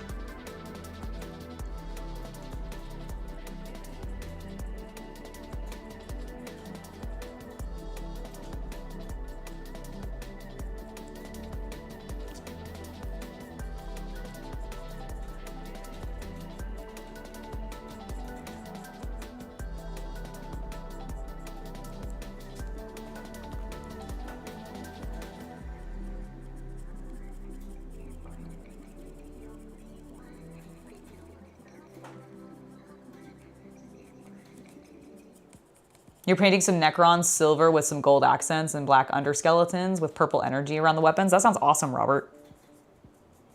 Love the idea. Do I use a wet palette? No, I actually use a dry palette. Like I use wax paper as my palette mostly. I've used a wet palette in the past. Like I absolutely have worked with one. The problem is I don't normally like work with a color so long that I need it to last through that many sessions. And as somebody who very rarely like mixes paint when doing like really big batch painting, where it's gonna be like detrimental to my process if I needed to stop and move, like go to a different project or just like take a break and come back to it another day, because I specifically hate having to try to match colors. So I just don't do it.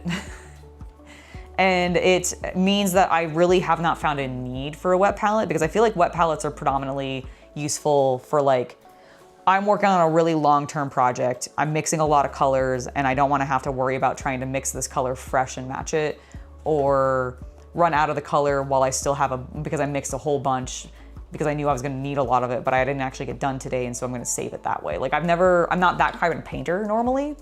Especially since 90% of the time, up until very recently, I have mostly been using contrast colors, and honestly, they don't work well on a wet palette. Like they absorb into the palette paper too much. So I just use wax paper. I'm not putting so much paint on my palette that I really feel like I'm wasting it, thankfully.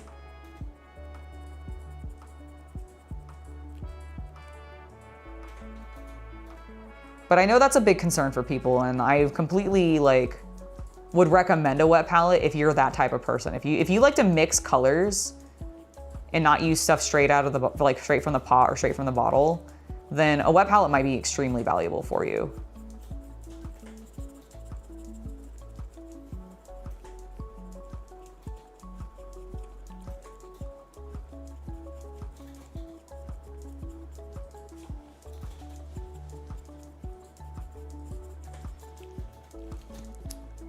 Okay, that feels pretty good. Let's just go ahead and move on to the next one, and we'll do a second coat on all the others because I think that's basically what I need to do. 2 thin coats, as Duncan says. The master.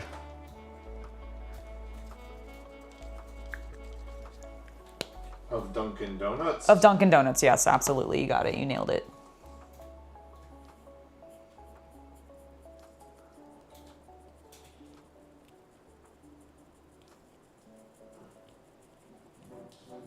The inferior donuts. That's right, fight me.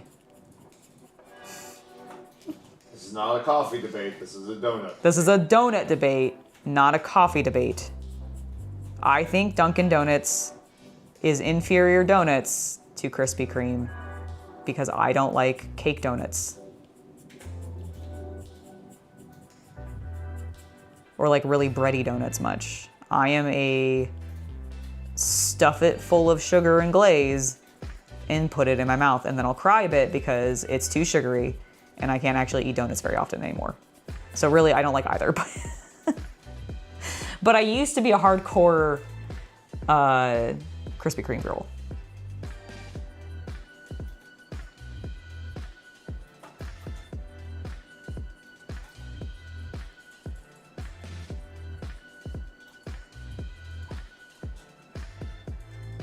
I'm glad you got your assembly finished. That's awesome. Congrats.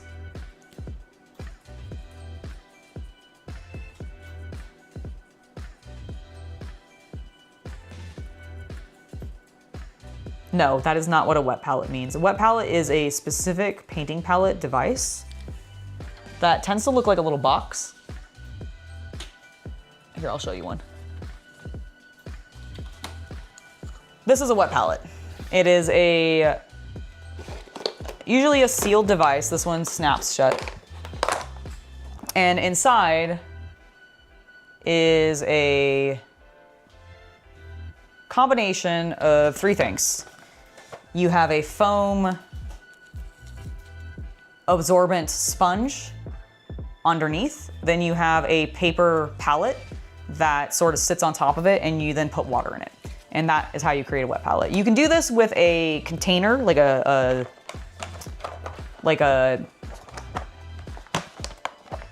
blanking on the word. Ziploc is the word that keeps coming to mind, but that is not correct. Those snap shut containers.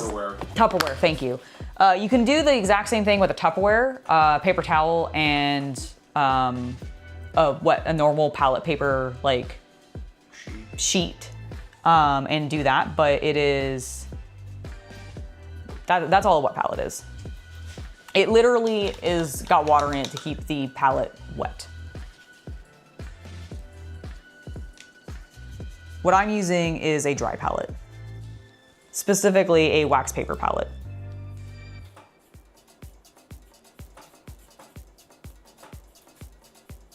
Which is much simpler and requires a lot less effort to maintain. But it also does not keep your paints wet overnight or anything like that, so. And a wet palette will not keep your paints wet like indefinitely. It will eventually dry. It just prolongs it for a generally, like if you get a good wet palette, which I think the Game Envy ones, which is what this exemplar is. This is from a company called Game Envy. I actually think the Game Envy one is quite good. Hashtag not sponsored. Or not affiliated, I guess. They did send it to me, but I'm not actually sponsored. I just got a sample.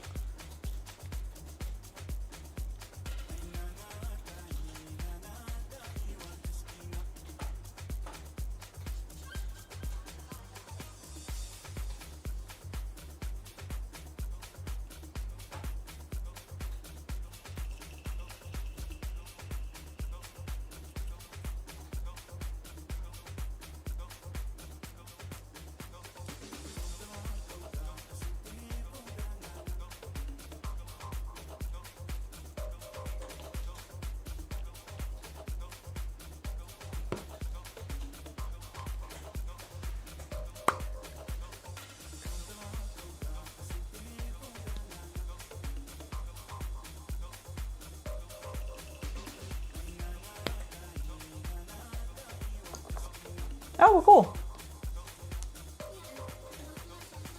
I'll take a look after the stream.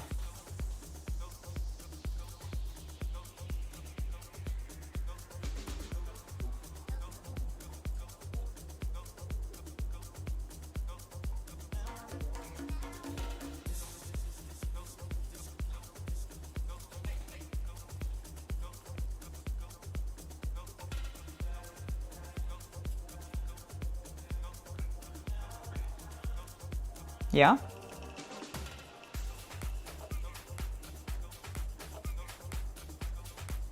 Yeah. You said okay, like you had like either discovered something or you completed something. Yeah. Excellent. What did you complete? Nothing. Oh, okay, fine. Secret stuff. Not secret stuff. No, I'm just trying to. I'm just being goofy. Ignore me.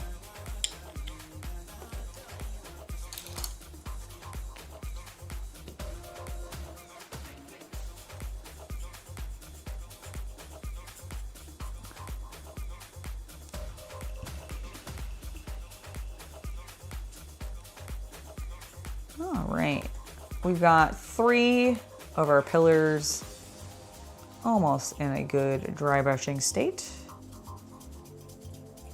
that's how I want to put some texture and such on this. My plan is I want to dry brush these guys in a couple different colors and not just like monochromatic grays, to try to give it a little bit of a vibe.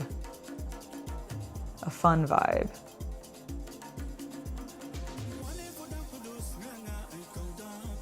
And I'm hoping that Death Guard green is gonna work really well in my favor. But we'll see.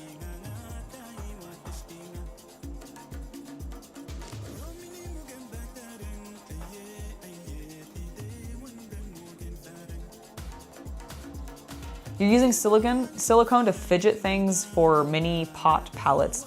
Lots of fingertip-sized pots. That way, when the mini pot is dry, just pop the fidget. Oh yeah, like those. You're talking about those little like popper toys that like I see like street vendors and like other stores sell, where it's like the yeah, it's those little fidget toys for kids, right? Or for I guess people who need fidget toys. I've never tried one, and probably, like I've tried the fidget spinners because my store sold them. So I was like, well, I guess I should try it. And I was like, it doesn't really do anything for me. Like it's fun, it's kind of cool, but like not long term. But those might be fun. Those might be a little bit more like, I've heard they work really well as palettes because you can just pop the dried paint out and it's easy cleanup, which is great. And they're small cup sizes, so you're not like really overfilling. So you're not, I feel like for the people who are worried about wasting paint, there's less likelihood that you're doing that because you are using such a small space for it. But I have seen some of those toys get really big. So I could also see it being like a really large paint well to work from. It's like a pencil case, nice. Dude, that's actually really convenient.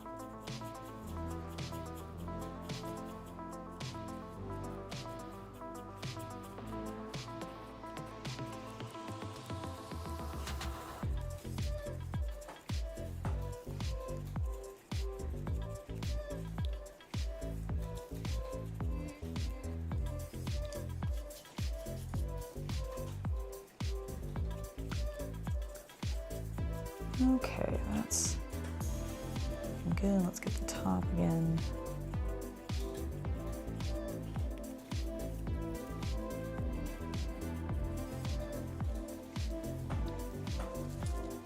Where am I? Oh my God.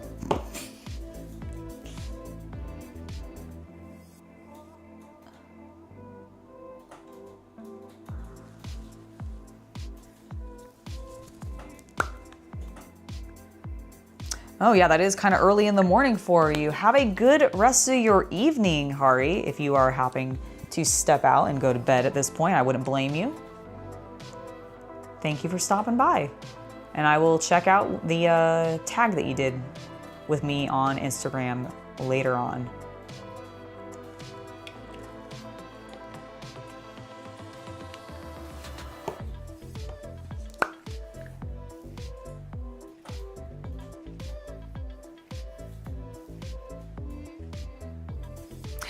I did see Valrak's post about Dawn of War 4 and not being given a code. I actually commented on that video being like, heck yeah, high five! GW's Blacklist friends, let's go! And I have not seen a response from that yet. I also do not expect to see a response from that. I imagine Valrak does not spend a lot of time actually combing through his comments. He probably... Well, I mean, I think he does, but I imagine he doesn't respond to a lot of them. I do think he peruses them because I hear him talking about them often enough. But I really, I don't know how often he comments on them. But I thought that was really funny. Never mind. There was something that he did in that video that just cracked me up. No. I'm not going to. I am not going to. But yeah, I saw that and I think it's very funny. Mostly because I'm like, I'm not surprised that Valrak is on GW's shit list.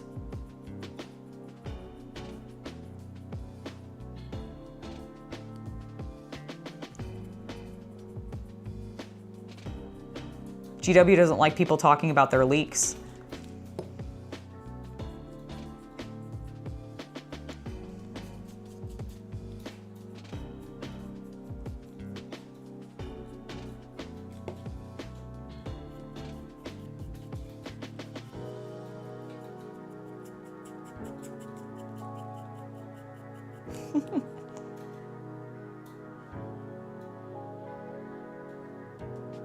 Oh, it's completely reason. Like I know why I'm on GW's blacklist, and I have zero qualms about it. Like, it makes sense to me. I'm not really that offended. So.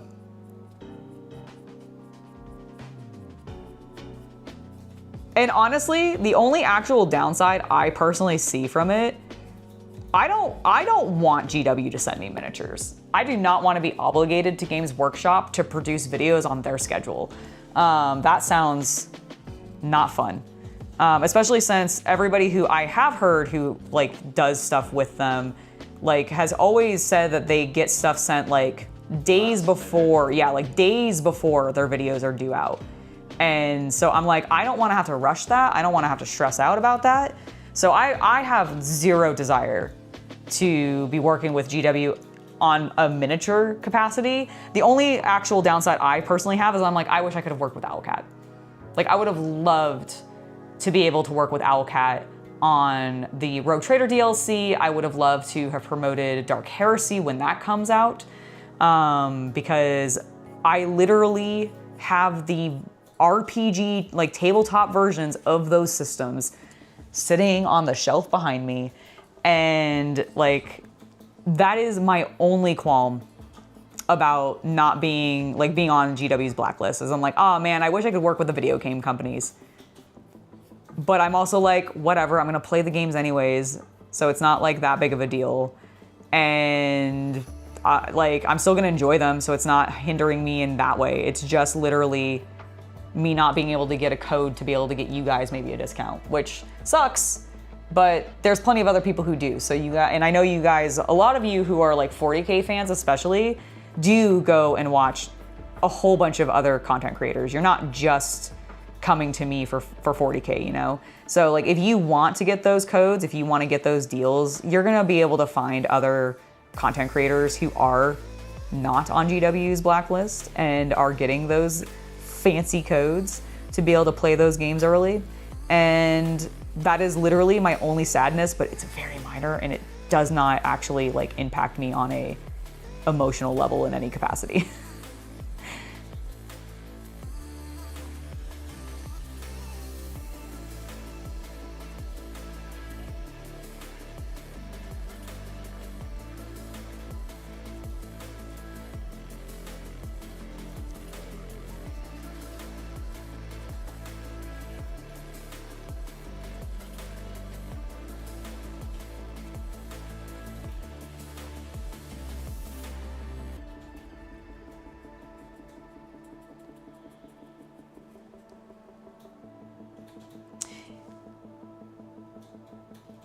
I kind of agree. I do think, I mean, I'm sure that to a certain extent, GW is allowing some of those leaks to come out, but there are, I'm certain, some that are probably not intended. It's very interesting, like, honestly, if we talk about the leakers when it comes to Games Workshop, because you want to know a company that really knows how to control its leaks and then leak things that they want to be leaked out. LEGO. LEGO is extremely good at policing their own leaks. And in fact, I'm pretty sure they comparatively, like they still have leaks that get out that aren't supposed to, but I do feel like by the time like I'm going on r/LEGO leaks or whatever, that it's intended and LEGO wants people to start freaking out over things, right? Because it builds hype, it builds anticipation. And I do think that like GW could thank you, Hobby Collab, benefit from that. Oh my gosh, Hobby Collab, thank you so much for the $10 donation. Yay, Angela, you're awesome. We love you. We've been super busy, so sorry for the radio silence. Hope all is well. Wow, 40K Legos. What a time to be alive. I know, if only they were official. If only they were actually official. Do you want to see them? Did you get to see them earlier on the stream or did you miss that? Again. Yeah, let me show them again because they're actually fantastic. We'll start with my favorite, which is the Commissar. Look how beautiful he is. Look how shiny his chest is. Look how majestic his chainsword is with its little Aquila on it and his little hat. It's so good. And he's got a little gas mask. Just brilliant. And my favorite thing is actually the coat because it's actual leather, or at least like pseudo leather. It's thick and it's well cut together. You can barely see the texture because it's black and my camera doesn't. There it is. You see that? Look at that beautiful texture. He's got a little textured coat. Like, look how cool he is. Oh. And he'll cut you down if you leave your post, guardsman. All right, so we also had our Commissar. My second favorite is the Psyker. I love the Inquisital eye on her chest. I love the staff. The staff looks freaking amazing. And I really like the expression she has with those glowing eyes, which is really cool. She also has like a badass little sash, which I think is neat. Like, I love the fact that the company that did these off-brand LEGO designs, like they really went above and beyond in regards to the printing, which I will admit, LEGO sometimes like half-asses. Here is one of our Melt-A-Gun, our special weapons guys. Look at those little grenades on his belt. Little backpack. He's got a stick grenade. I almost forgot the word grenade. Let the grenades fly! Let the grenades fly! We have our sniper with his little shovel, classic guardsman, specifically Krieg's guardsman. We have our other heavy weapon specialist, which is our flamer, again with a spade. They are really nice. I think on a just like fun to look at type of guardsmen, the Krieg's guardsmen are really up there for just interesting. I mean, it's because they have that World War I gas mask aesthetic, and I think people are really drawn to that because it works so cool. Like, I love the little gas mask. People love mustard gas. People love mustard gas. This is our lieutenant. That's why he also has a chainsword. My main thing is I think I want to dot, like not dot, but like I think I want to fill in the eyes with maybe some like red paint or something so that their eyes like look like lenses. That's my only actual complaint with these, but I thought they were otherwise extremely cool, and I loved being able to build them up. We just got them off Amazon. They're from like an off-brand. Actually, I got them off Instagram. Oh, did you get them off Instagram? Was this an Instagram purchase? I didn't realize. My God.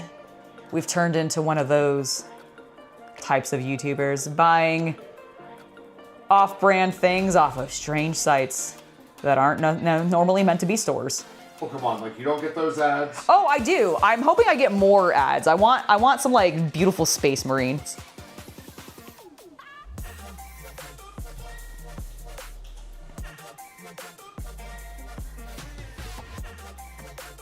Oh yeah, why? Hello Meg, it's lovely to see you in chat. Is it Zach that's on the main channel then? That's awesome.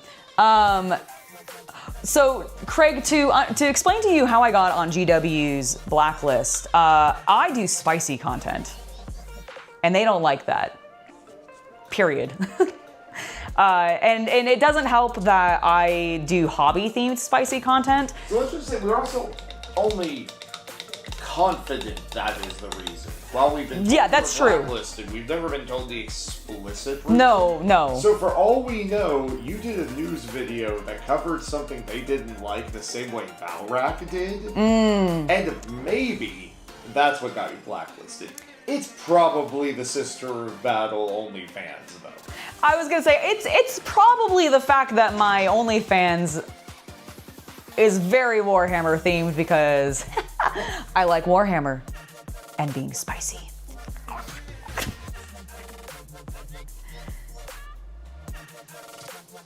Hell yeah. I love it. Bring it on. If you could just make more accounts and just berate me more. Overwhelm me with your presence, please. I hope you guys have been doing well. By the way, can I just say, congratulations, you guys. Because one, I know you officially have your GW license and have been doing stuff with them. Congratulations on that. I know that was something you had been working really hard on, and I don't think we've actually talked about it like that much. So I just want to say congrats. Also, I have been seeing how well your Age of Sigmar Battle Report streams have been doing, and genuinely, congratulations. Like, those have been growing, and I love to see it. I hope that the new, because I know, from my understanding, because I haven't been following Age of Sigmar, super closely, but I have been following it well enough. I know they just had was it a new rule book come out? Is that what it was, or was it a new battle tome? I can't. That was a new battle tome. I don't remember, so I will defer to those that are actually doing stuff with it. But yeah, I know that there was something new that came out, and I feel like you guys have been rocking that. So congrats. I just think that's really fun. Bye, Hari. Thanks for stopping by. Enjoy your nap. Get some rest. It is quite late in the evening for you. Almost to the point where it's the next day and very early in the morning, so it makes sense. New season, that's what it was. Okay, sick. Well, it seems like the new season has been doing really well for your guys in the channel, so that's awesome to see, and I'm really happy to see that those streams have been kicking off for you, because I there was points where I saw that you had 60 people watching, and I'm like, damn, that is awesome. 60 people watching an Age of Sigmar Battle Report, sick. So you guys are rocking it, and I love to see it, and I just wanted to say congratulations. Has it been a big shakeup? That's awesome. So have you guys felt that it's been pretty positive? Has it been a well-received shakeup? Because I know sometimes GW likes to turn things on its head, and then it completely bites them in the ass, like the Terminus Scree. But I feel like Age of Sigmar, they handle a little bit better. Maybe it's because they've already reset that world all those years ago when they, killed Warhammer Fantasy Battles, and they're like, we can just do whatever now. Go for it. Have fun, gentlemen and ladies, designers, whomever's working on it.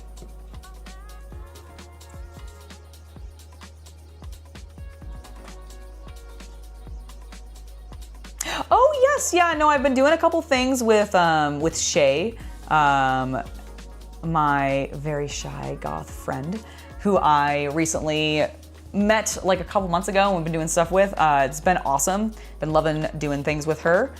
I hope your content's been going well. I saw that, like I see that you're still posting and everything, so that's really exciting. We should totally do like a lewd painting stream, like where we're both over on there or something like that if you want to, Meg. We'll talk about that later, but that could be fun. We could also just do a safer work painting stream again. We haven't done one of those together in ages. So that would be fun. And what is my hair doing? What is my hair? Hello. I'm a mess. I'm a mess. But that would be really cool.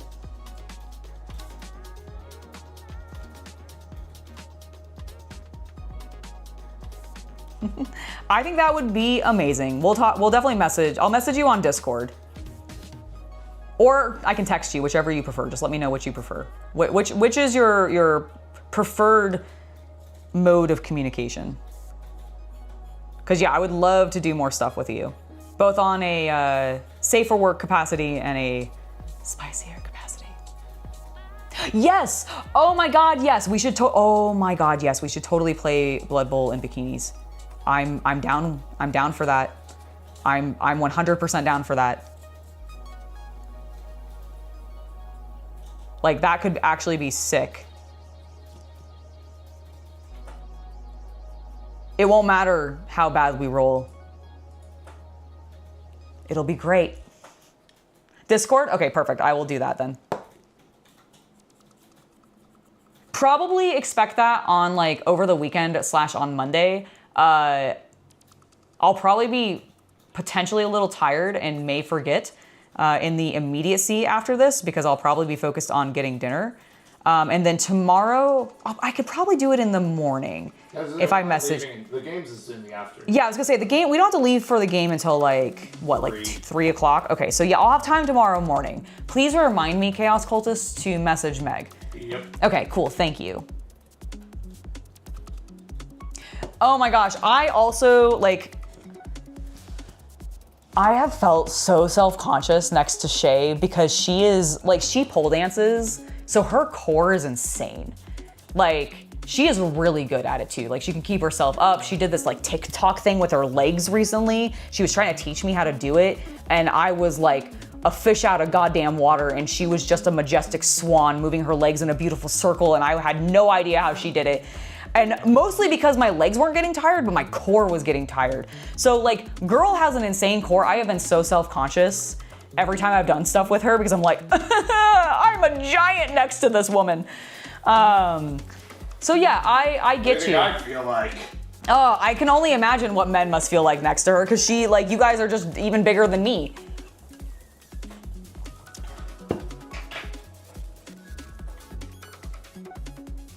Okay, I think I need to do the top of this pillar a little bit more, but I feel like we're at a good point for my pillars. I know this has been an extremely exciting painting job. I really appreciate you guys hanging out with me while I just do some basic D&D terrain stuff. It's been honestly my go-to to just like chill has been just painting D&D terrain and or little like D&D creatures.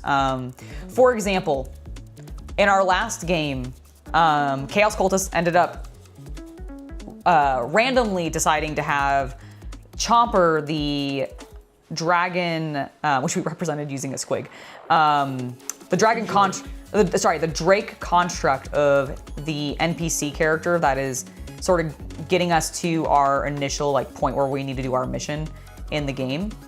Our babysitter character for right now, okay? Our babysitter character has a construct Drake because she's an artificer. We recently just saved that, and she had, and Chaos Cultist had the artificer construct having gotten itself into trouble because it decided to chase a rat. And we didn't have a rat representation on the board. And I was like, oh my God, I have prepped this. So I ran up here to this desk because I had literally been painting a little rat and I glued him down to a base. So I grabbed him and it fit the theme perfectly.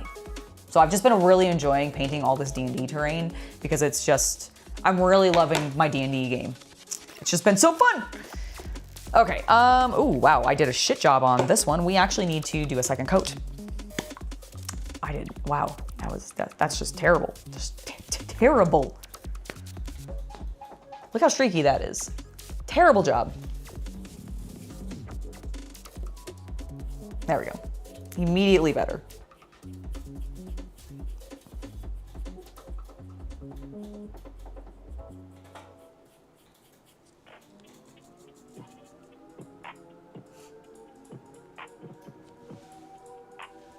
Oh, you do, it's fine. It's very easy. You just say we look beautiful and you move on and it's okay. I appreciate it.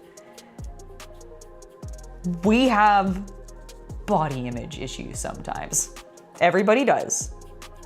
But I genuinely appreciate it.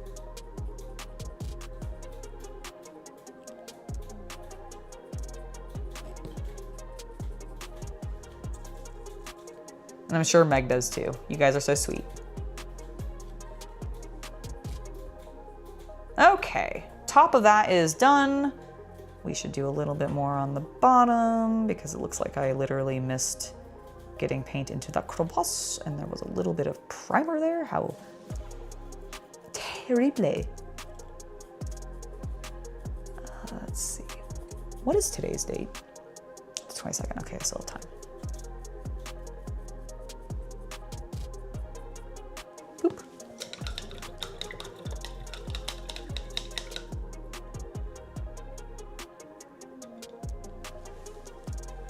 Oh my gosh, yeah, no, pole dancing or like any sort of like acrobatics, anything, whether it be like floor dancing, chair dancing, pole dancing, just normal dancing, genuine gymnastics, like most of those people, men and women, have insane cores, like because it's all in their core. Like half of what they're doing is just like, the thing that impresses me is like, the awareness those people end up having of their body. It was something that Shay was talking about when she was trying to teach me how to do the TikTok kick thing, is it was like opening and closing your like hips basically. And I'm like, I understand the concept, but I have never thought about it in that way. And so it was such a bizarre, like I grokked it, but it was so hard to put into practice. And I definitely think it's gonna take time to put it into practice. But it was definitely an interesting experience. Like I can't wait to do more with her because it's something that I really want to like try out and do more of. I think it would be very fun. Do I have my Army Painter Gray over here? I should, in theory, because I'm pretty sure, yes I do. It's like, I'm pretty sure I had used it on the night, and all of my paints from the night painting are still on this table. All right, let's go ahead and start adding a dry brush. How do I want to do this? How do I want to do this? I think I'm actually gonna grab one of my new brushes because I like using these angled ones for dry brushing. Oh yeah, did you open the set I gave you? Yes, I did. That's oh, yeah, that wasn't one of the ones that fucked up, was it? No. Okay, good. No, I am gonna go rinse this because literally it has a bit of the release agent in the bristles that I was telling you to be wary of. So give me 1 second. The camera so they can see it. I kind of got some of it out already, but I will try to show what's left. So it's not as strong as it was, but you can kind of see there's that like white residue on the very tips of the bristles. It was a lot more stuck together previously, and I had sort of done like this to get rid of it. But, and you can like kind of get rid of it with your fingers, but it's better to wash it out because it's a dusty material and it kind of clings to the fibers. So I will be right back. It'll give me like 30 seconds and I will go ahead and get this brush cleaned up.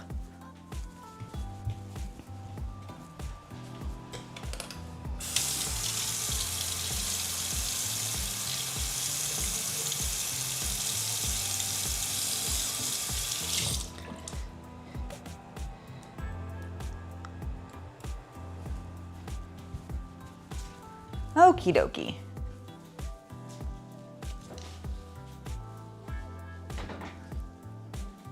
Okay, let's go ahead and get some of this on our brush and then beat it back out of the brush.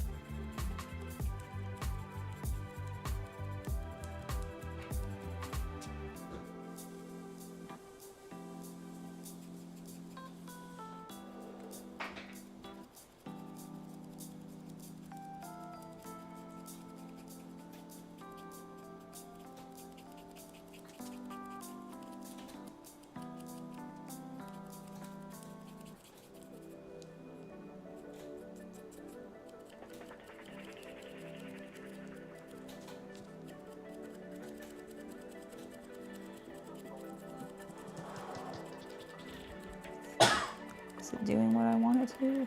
It might just be because it's a round surface. It might not want to take dry brushing well because it's so rounded, which might be my actual issue. No. I wanted cool textures.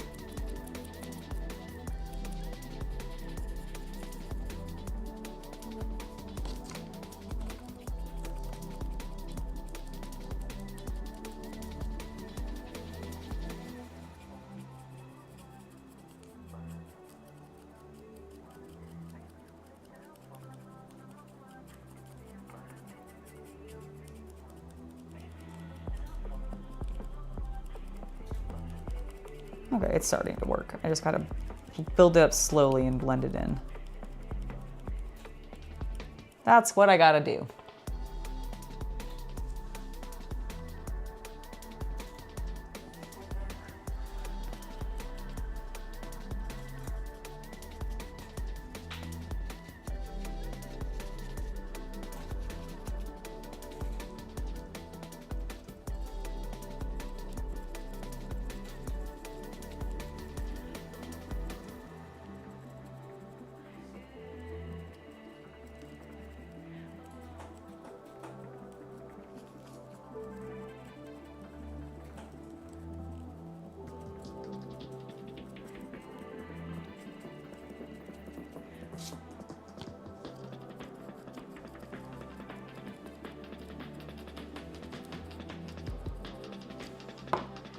She's a pretty good teacher, I will admit.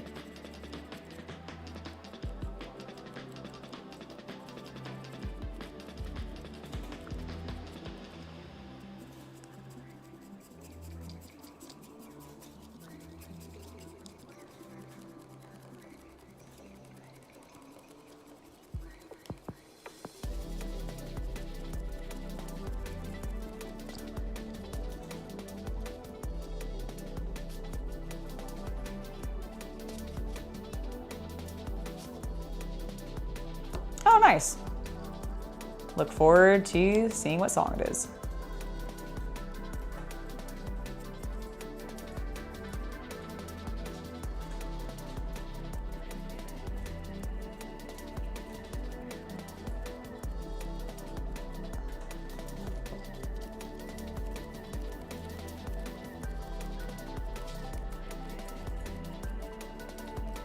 Okay, that is feeling pretty good. Get a little bit more on the top because it still feels a little bit dark.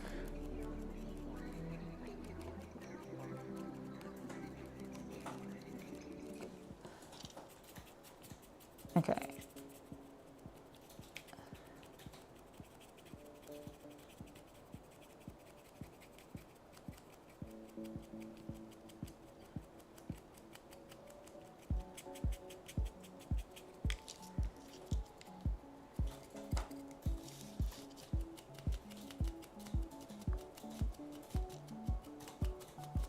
Okay, I think what I want to do, I think we're going to do all of the pillars like this first, and then we'll do the next step. Or should I do a test pillar first? Let's do a test pillar first. Where's my green?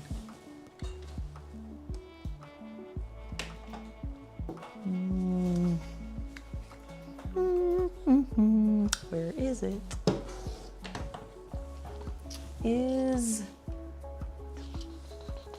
Where is Death Guard green? I thought I had it out. Ah! Doy, where all my colored paints are. Let's grab this.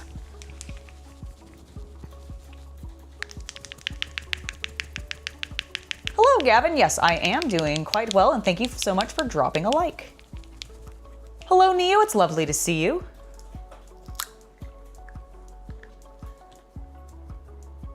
And let's get a bit of this green on so we can start enhancing our colors.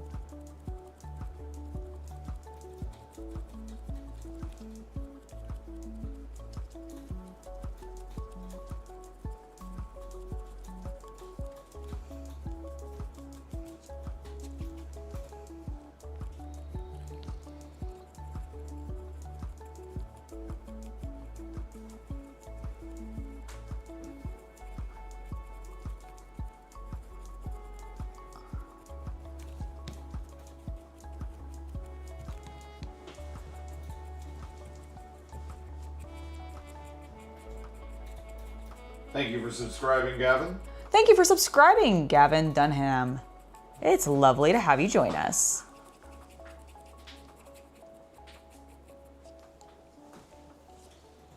I'm doing quite well today, Neo. How are you doing?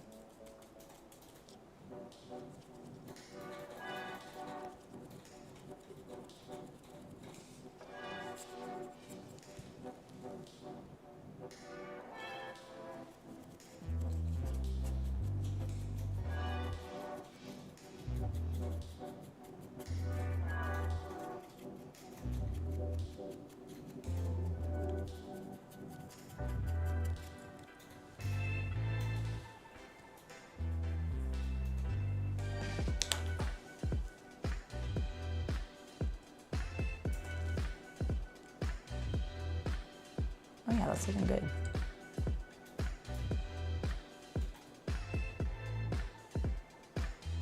I think I'm gonna push the green a little bit more on the top and bottoms, but honestly, we're doing really well with this. So I think this is the direction I wanna go. I'm glad it is working how I hoped it would.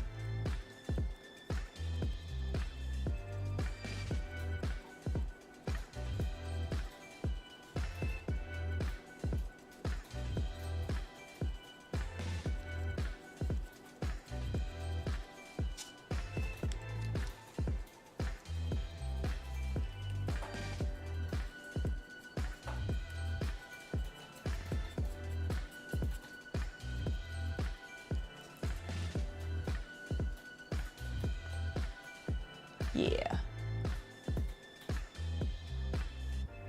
Okay, so I think the next thing that I want to do is give it a little wash.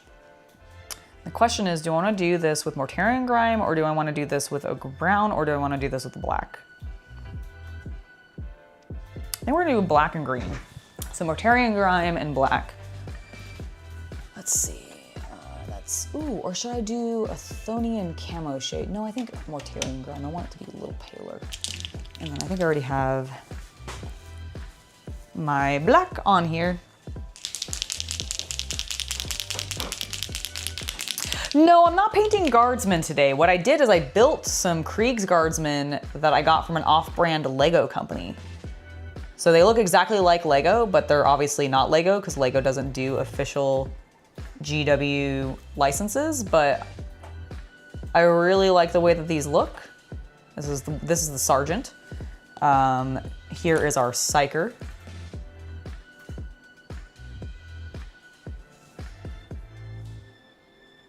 Which looks awesome. And then my favorite is probably the Commissar with his hat and his jacket. Looking like an absolute badass. And then afterwards, since that didn't take me super long, I decided to work on some D&D terrain.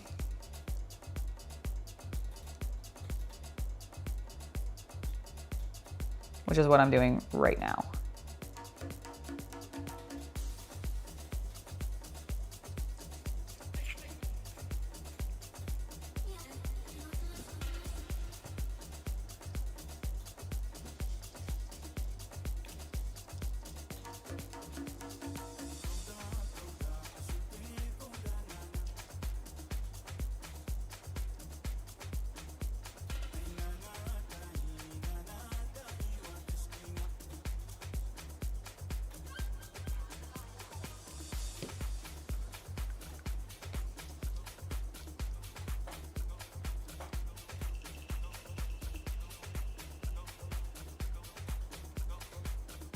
Okay, we're gonna let this green wash dry before we put on the black wash, obviously, because it'll otherwise slosh the green wash off. And in the meantime, while that's drying, we'll work on the next pillar. We'll get started on the next one. Oh, the Krieg's Guardsmen minifigs? Oh yeah, no, they're amazing. Like, genuinely extremely happy to have gotten them. I'll put a couple of them down right there. They can hang out. Where's the, I'm gonna put the Commissar down because I don't want his jacket to get potential paint on it, but there we go.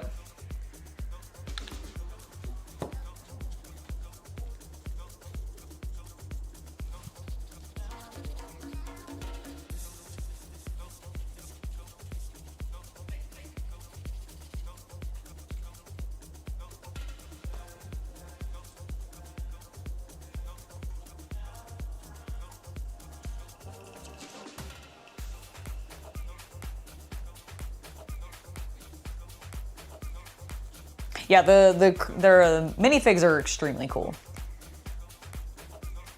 If only they were official. Honestly, it's fine though.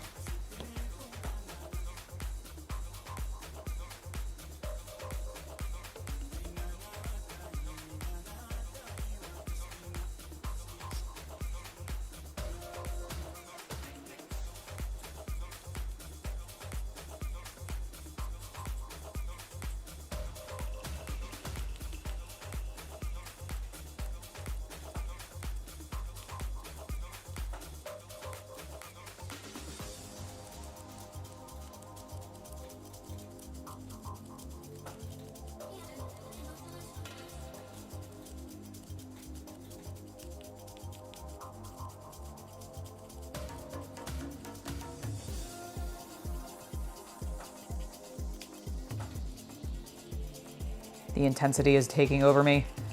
Must dry brush more. Oh, you guys can't even see how fast I was going. I was like going insane. Not literally, obviously, but you want to paint, you just got way too much and have issues focusing on one thing. I really need to just focus and finish one army. You started a lot of character models, so they take more effort.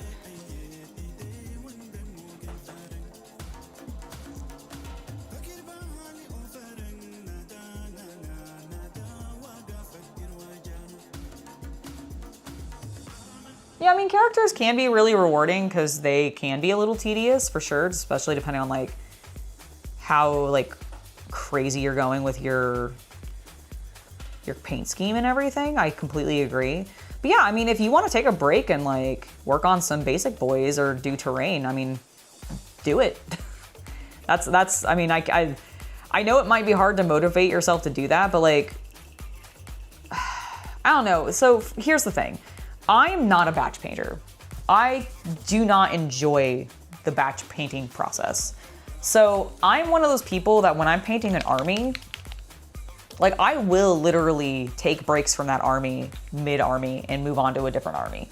Or do a character that's like, that I've just had my eye on or whatever. Like the Bretonnian Knight that I did is not because I'm building a Bretonnian army, it's because I just wanted to paint a knight because I thought it'd be cool and I wanted to do some freehand. So like, honestly, like if you find that you're getting too hung up on like one thing or you're jumping around too much, like I don't know. I don't think that's necessarily a bad thing unless your goal is specifically to build that army and then you're putting it off. Like, but if your goal is not to literally build that one army and just paint what makes you excited and entertained, then by all means do it. I mean, like, who's telling you you have to paint just the single army? Is I guess what I'm asking. Is it just yourself? In which case that is absolutely fine. But then that's what to focus on and be like, okay, I want to do this. Maybe that's what drives you to actually do it. But if it's not something you actually want to do, like if you sit down and think about it and you're like, man, I really actually don't like focusing on one army at a time, then don't. Like, it's okay. Like, unless you're playing for, unless you are painting this army for a specific tournament because it's required for it to be painted in order for you to participate in said tournament, who cares? Go at your pace, do what you want. Like, don't let other people getting their armies done or their miniatures done discourage you from going at your own pace and doing it the way that you want to do it. Because unless you have a specific goal to like take this army to a competition that requires it to be painted, or you're taking it to an army on parade event or something like that, in which case, again, it's required that it's painted, whatever. Do it at your pace, you know?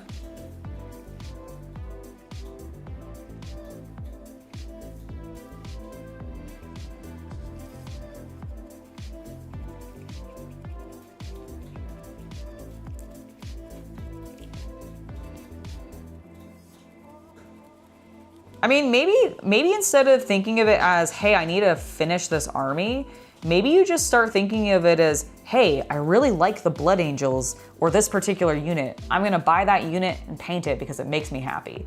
Oh, I really like this unit of bikers because from like the White Scars or something like that. Cool, I'm gonna buy that unit and paint it and just have it be happy. Like honestly, because like here's the thing, for me at least, if you are not a player, if you are not a like tournament player, especially if you are a casual player who is only ever getting to play with friends or at your local game stores, not in official competitions, then it shouldn't matter if it's painted or not. And also, you can probably proxy like whatever miniatures that you did buy that you really like because you want to paint them for the actual army you decide you want to run. Like, as long as you clarify to your opponent and they agree to it, it should be in theory okay. And I feel like in a casual sense, that's probably not going to be an issue for most people unless it's just like, I don't know, maybe you're just like really going crazy with like trying to represent your Space Marine captain with like a Tyranid monster or something like that. Like, obviously you want to keep the scales the same, but I feel like if the miniatures aren't exactly like WYSIWYG, most players on a casual sense are not going to care. Or at least that's my experience.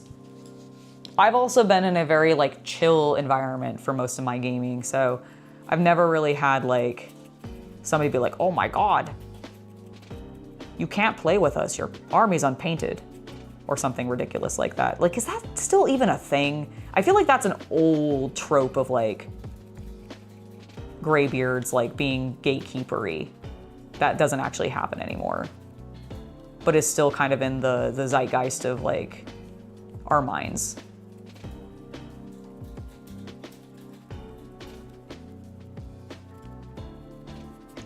Does that make sense?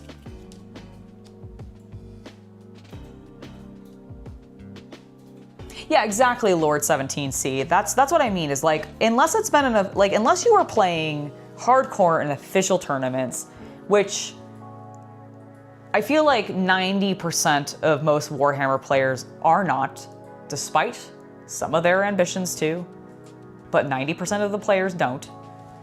Because honestly, doing competition play is so like, it just sounds so daunting. Like, it doesn't sound fun to me. All the stress that I always hear people like talk about afterwards when they're like, oh, I went to this tournament. It was stressful as hell. And also I didn't win. And I'm like, okay. I mean, did you have fun at least? And then I feel like half the time they're like, no, because I was stressed as hell because I spent 3 solid days painting my army because I neglected it and didn't get it done in time. So I did that, and then I was completely exhausted through all of my matches, so I lost all of them. I'm like, is it worth it? Is it worth doing that? For me, no. For some people, maybe.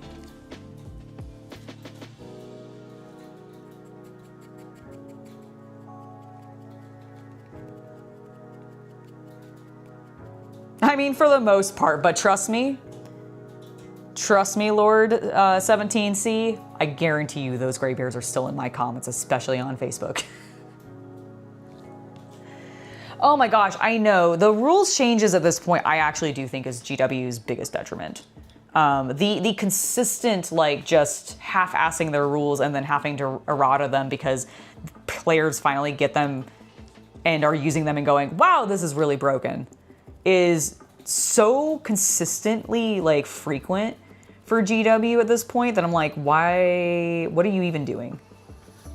What are you even doing? Where's my pillar that I've painted? Is this looking about the same? Okay, it's close. I think we need onto the green.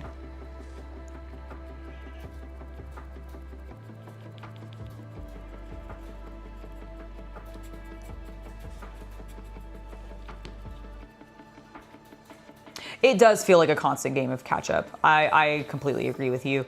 It's gonna be really interesting for whatever they do for like the reset, because I really think an Age of Sigmar like reset is coming to 40k in the sense that like it'll be like the Age of the Emperor or something like that. Like that's, like I don't know if that'll actually be what it's called, but I feel like it could be what they decide to go with or something like that. And it's gonna end up being like loyalists to the Emperor, people who agree with the new Terminus decree and like side with the Grey Knights, and then we're gonna have like Chaos, who's still there.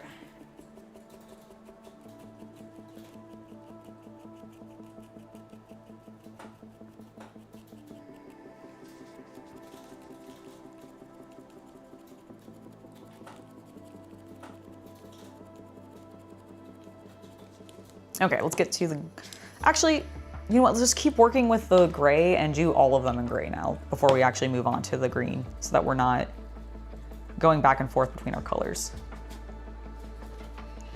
I think that sounds good.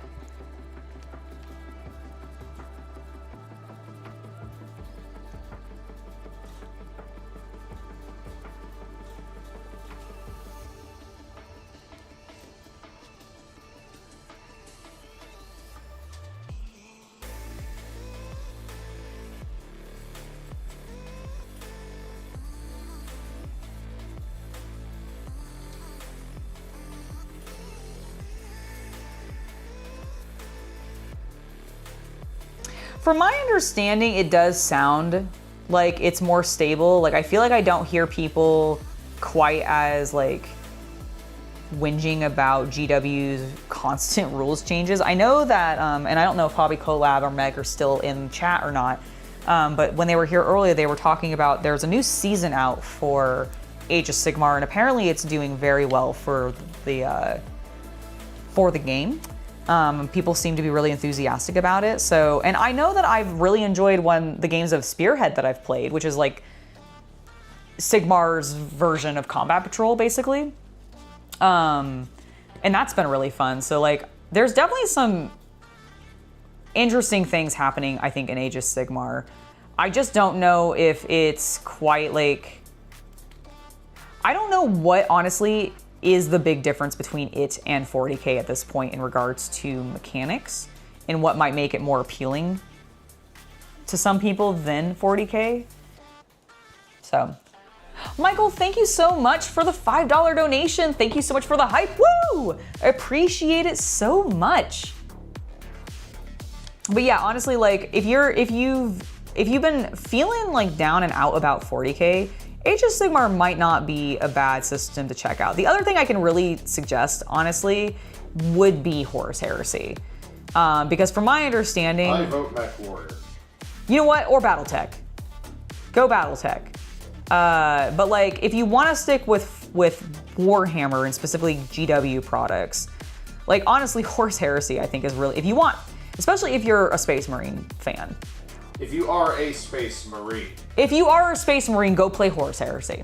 Just get out right now and go play Horus Heresy. It's kind of your obligation as one of the brothers. Brother. Brother.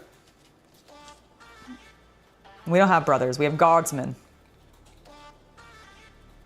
You know what? That's what Dawn of War 4 needs to have in there. They need to have Krieg's guardsmen. Dawn of War has like Carcassons and Cadians. But no Kriegs. Or Vostok Firstborn. Just another army. Oh, okay. Or Catachans, actually, now that I think about it.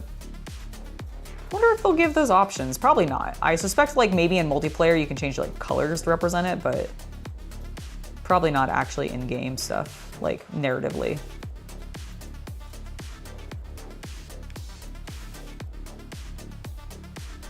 Should be really cool when that comes out. I can't believe it's gonna be next year. Like, that's what blows my mind. My hope is that they were just like, yes, Dawn of War Definitive Edition did just as well as we had hoped it would. We knew they were wanting an RTS for Warhammer again.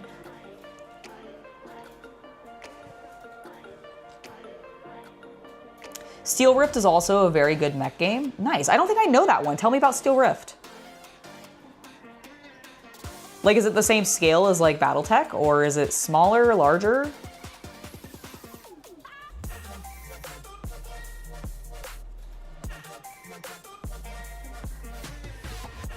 Trench Crusade, I've also heard really good things about. I met a cosplayer for Trench Crusade when I went to Fanime, which was really cool. They were dying. They were dying. His outfit, he was like, I am so dying in this, because we talked about it a little bit. It was funny because it was actually a modified Tech Priest outfit, I believe. Yes, because he had an on-the-sign axe. Yes, that's right.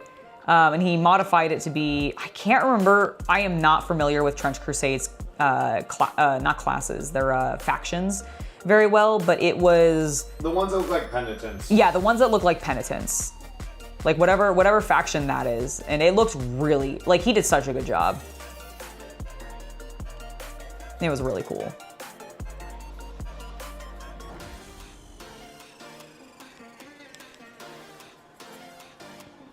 Similar scale? Okay, cool. I'll have to look into that then. You said it was called Steel Rift. Okay, Steel Rift.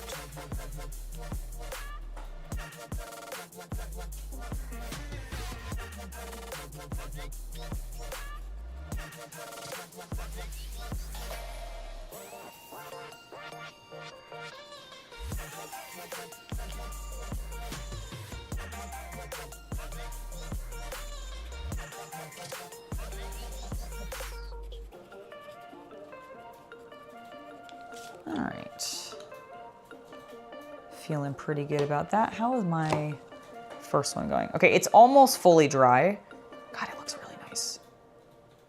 I did such a good job. Pat myself on the back. I don't think, unfortunately, I have it set up for links available to be shared, unfortunately, but I'll look it up. Steel Rift is actually like Alpha Strike from BattleTech and Classic BattleTech across, BattleTech and Classic BattleTech cross systems.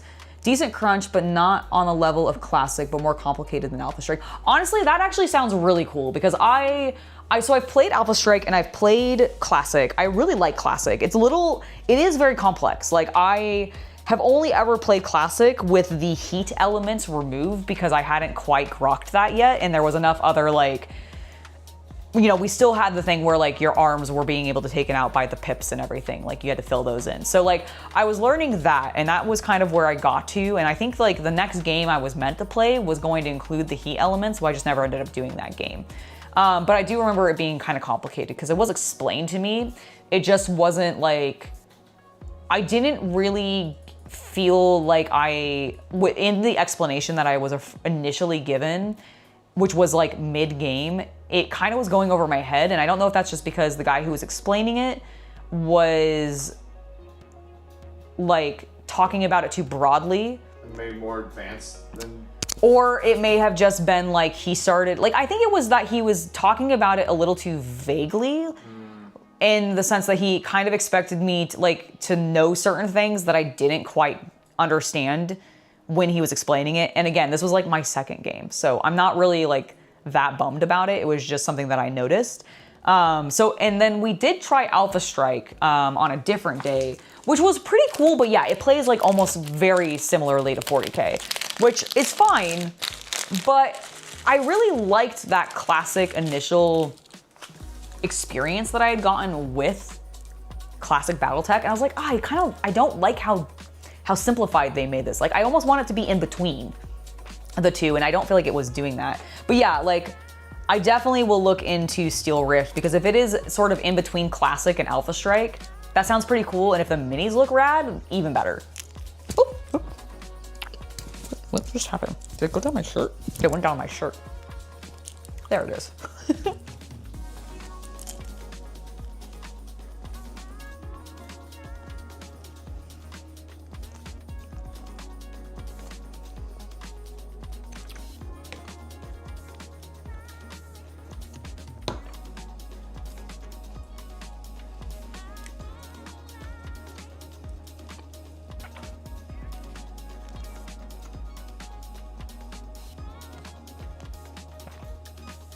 Put out by Death Ray Designs. Okay, cool. It's actually a company I don't know if I'm familiar with.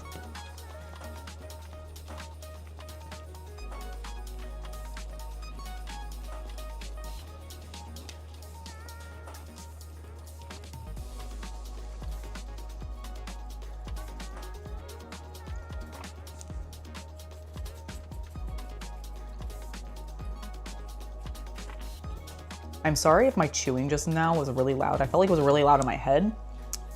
It also really made my mouth water. Maybe I just need to get Skittles for myself when I need myself to be able to drool.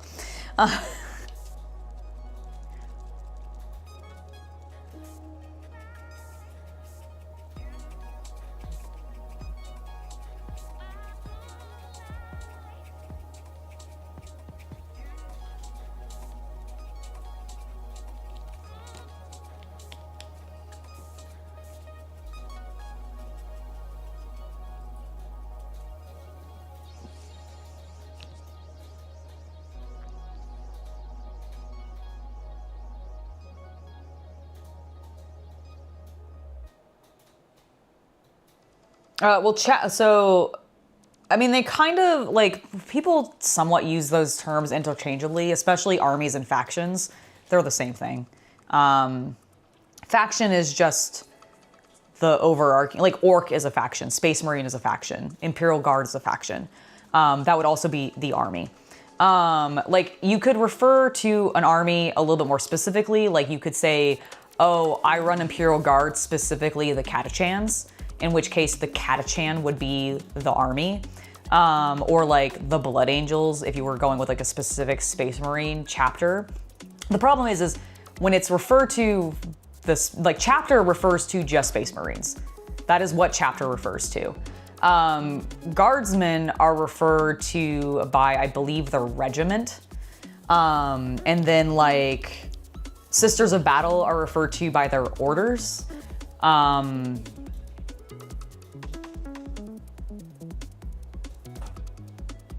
can't remember off the top of my, like, the orcs are referred to by their, would it just, like, yeah, by the clans. I can't remember what the tower referred to as, or sects, I think. Yeah. Is it like a sect? Is that what they do? Yeah. So like each army in 40k has a different term for referring to their individual, like, specifically named and painted a specific way group of Marines or Guardsmen or whatever, group of people. They all have different names. But in general, like, I would say that when you're talking about 40k, like, armies and factions are the same thing. They're interchangeable words. It's just chapter, which is specific, which is only referring to Space Marines or Chaos Space Marines. You don't use chapter to refer to, like I said, the Guardsmen or the Sisters of Battle or even the Custodians. I don't know. Do the Custodians have? Are they just the Custodians? No, they do have groups. A separation. It's like based on disciplines or something like that. Oh, okay. Yeah, I'm not as familiar I with. recall it's like literally they're trained in all of them, so it's dependent on like what type of commander they have that day. Got it. Okay. And then, like, I know for like the Eldar, for example, they're craft worlds. Yep. What is the Dark Eldar? I don't remember what they're called. Like what they're Cabal? Cabal. Yeah. It's Cabal.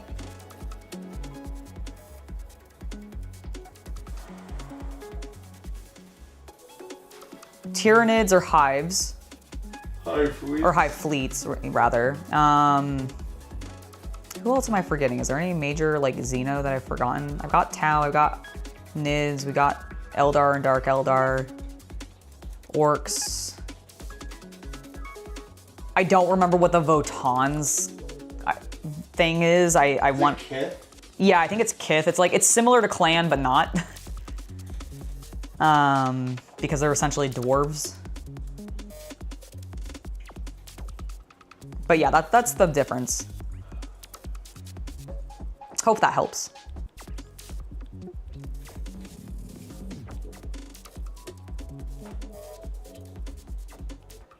Like, if you ask somebody what faction they're running and they generically tell you Space Marine and you were kind of hoping to find out what chapter they were running, then that's when you would change the question up, for example. But if you were just going to somebody and being like, oh, what army do you play in Warhammer 40k? Then, you know, and you were just looking for like that kind of simple of an answer, like, most people will tell you the specifics. They'll be like, oh, I run Blood Angels, or I run. Normally it's the Space Marines that'll tell you which versions of them they are, because it kind of matters more, frankly.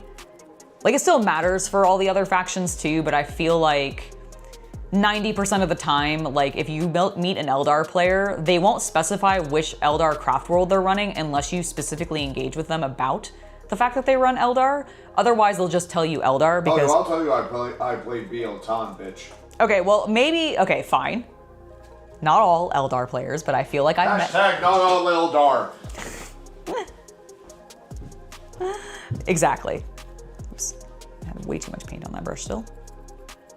Whoopsie daisy.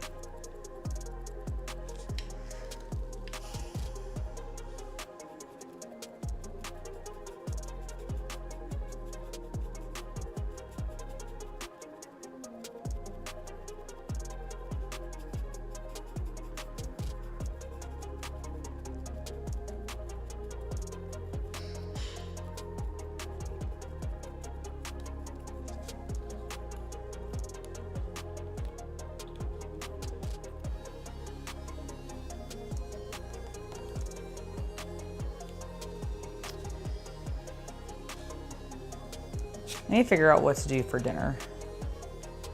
Agreed. What? Agreed. Oh, agreed. I thought you said greed, and I was like, you want to eat greed? Yeah. I don't know how to consume that. I'm sorry. Or cook that. Bring me the homunculus. Oh. I don't want to eat a man. He's pretty. I mean, yeah, but I'd rather look at him than eat him. Fine. Send the man away. Okay. Greed, you're free to go.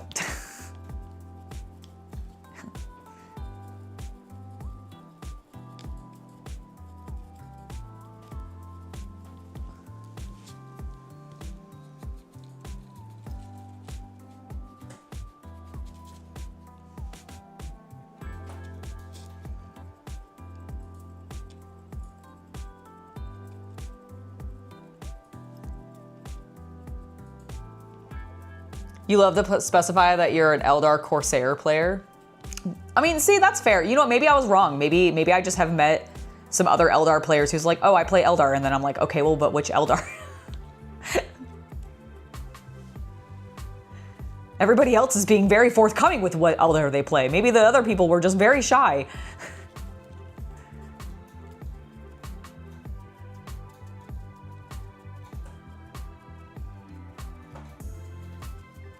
Maybe they were just like, oh, I can't believe this woman's talking to me. Go away. Nope. I just wanted to know what elves you ran. Because the only ones I know by color are Bealton and Ulthway.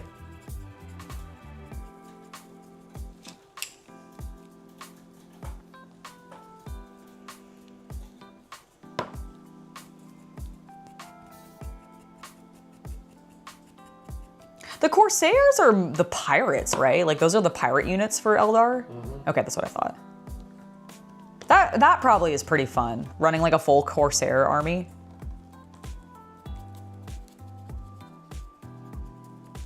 A lot of ships, I imagine.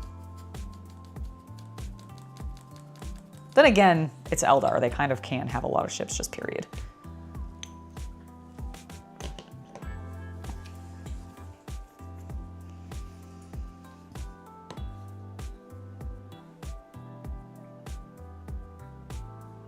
Orcs are a clan, not an army. With a K. It's a way of life. Orcs are a way of life. That's also true. But no, orcs, just to clarify, orcs are clans. Like K-L-A-N.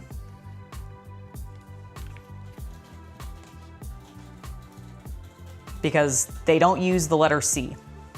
All C's are replaced with K's.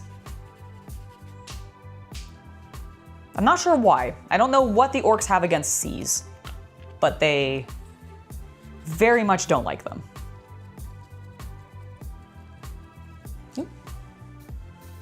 Reset that camera.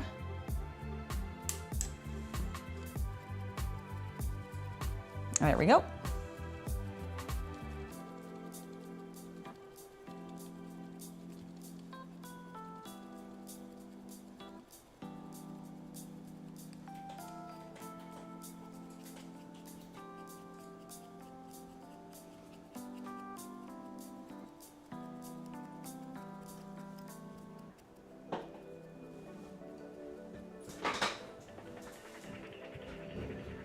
Ah, there's only 2 units of Corsairs in 10th edition, really? Dude, that sucks. One that you said. I mean, I just feel like Xenos get so fucked by GW so often. Yep. Especially the Eldar, poor lads. Yep.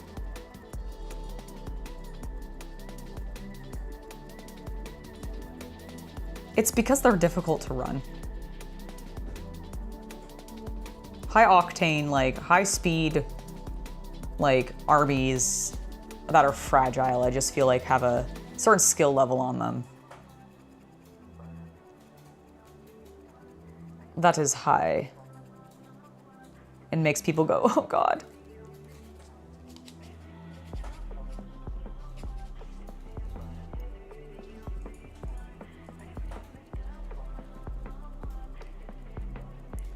What I'm saying is they are beyond me. Just look at my Dawn of War playthrough.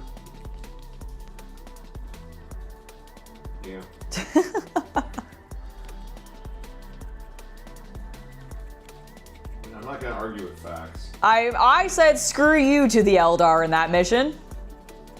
And went, I'm gonna make sure that my guardsmen do their thing.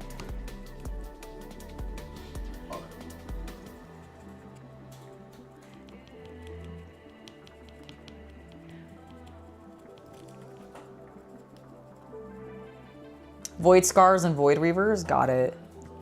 That's all there is. That's crazy to me.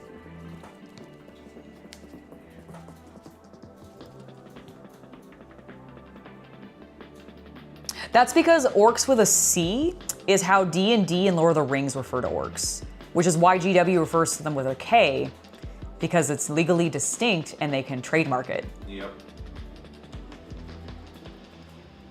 But the orc with a C is the common vernacular spelling of it, as popularized by Tolkien and I'm sure other fantasy authors, but like I'm pretty sure it was pretty much Tolkien. It's also where we have like the concept of elves really strongly from. And why like so many elves feel like Lord of the Rings elves half the time when you look at them, because everybody's like, oh my god, those Lord of the Rings elves were so cool.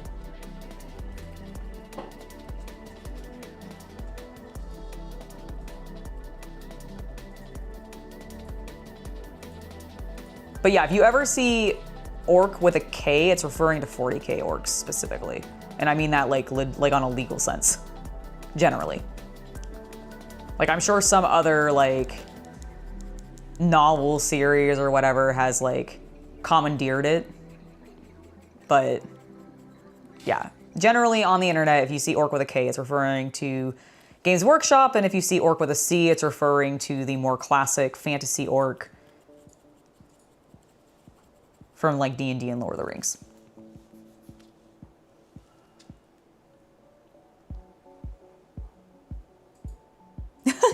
You spell Tau as Taw, and it triggers some people so much. Oh, that's funny. I mean, I can understand why.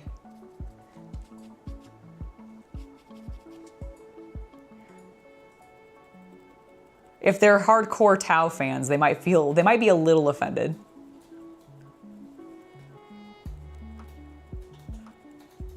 You are kind of implying that they are harmless to you.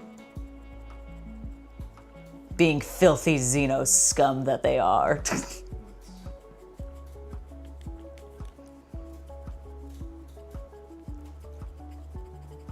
Although you're a proud, full of yourself Drukhari, aren't you? So. Or not Drukhari, sorry, just a Corsair Eldar. Pirate Eldar. Insulting. Yeah, I'm sorry. Well, okay, listen, we're all being insulting. I'm sorry. I forgot. I don't know why. I genuinely associate the Corsairs with the Dark Eldar. I don't know why. I definitively know they are not Dark Eldar. I think it's just because they are pirates, and I associate piracy with the Dark Eldar for some reason, probably because of their like living in the warp and in Kamara.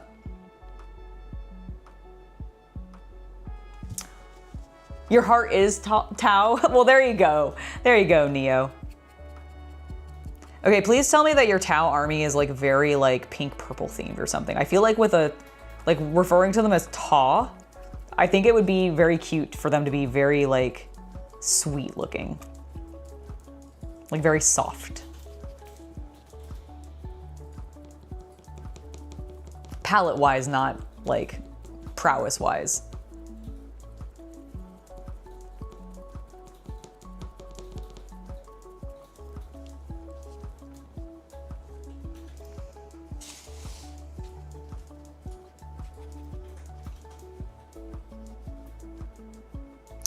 Are the new Corsair minis designed with Dark Eldar vibes? Maybe that's partially why. Maybe I've just seen the new miniatures and then like been like, oh, those look like Dark Eldar because they're spiky or something. Rude.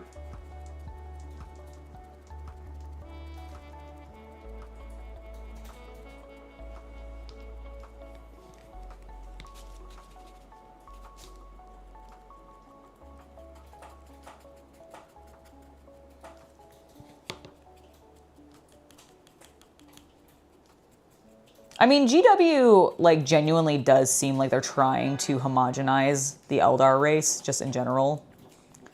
Like with the Dark Eldar, I mean, like have them be like together again or whatever. Which I don't quite understand like why they're doing that, because I feel like the same thing is happening to the Harlequins. I feel like the Harlequins are just fucking disappearing from the game, which is honestly a shame. Like, they're such a cool army. But then again, I know no one that runs a Harlequin army, so maybe that's why they're doing it.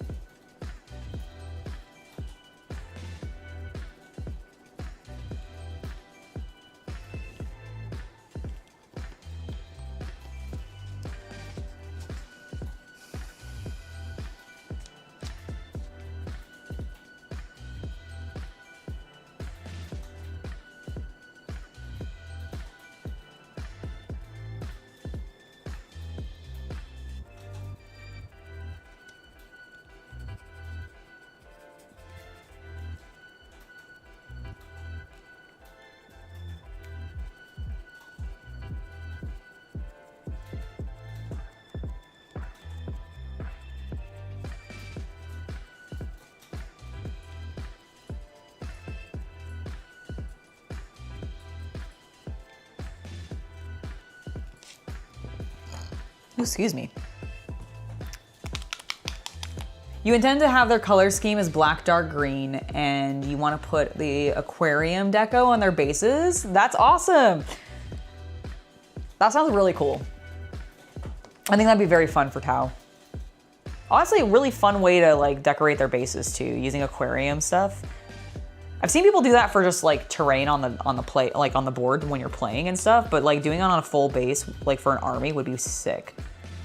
Because you could probably get those like big plastic like plants and just like trim them down and use bits and pieces of them on your bases and create like a really cool underwater effect. I'm curious, are you gonna do any actual water effects with resin? Or are you planning on just doing the coral to give the impression that they're like more aquatic? That would also be really cool for the Idenith Deepkin, like an Idenith Deepkin army, because they're also like fish elves. I just realized that they're basically the Tau of Age of Sigmar, aren't they? I think so. Yeah, like I hadn't realized that that's why they exist.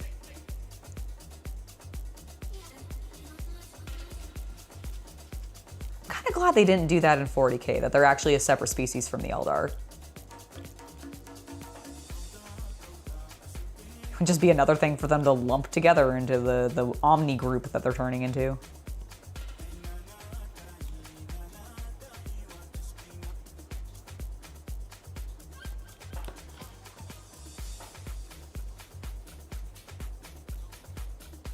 Do they get separate codexes anymore? The Eldar and the Dark Eldar? Or are they comboed into a codex? I believe they're separate. Are they? Okay, I couldn't remember. I just had this like horrifying like memory that I don't actually know if it's a memory or just like a phantom, like it's a fear of mine, but I had like this memory of like it being a single, like that they're combining them all.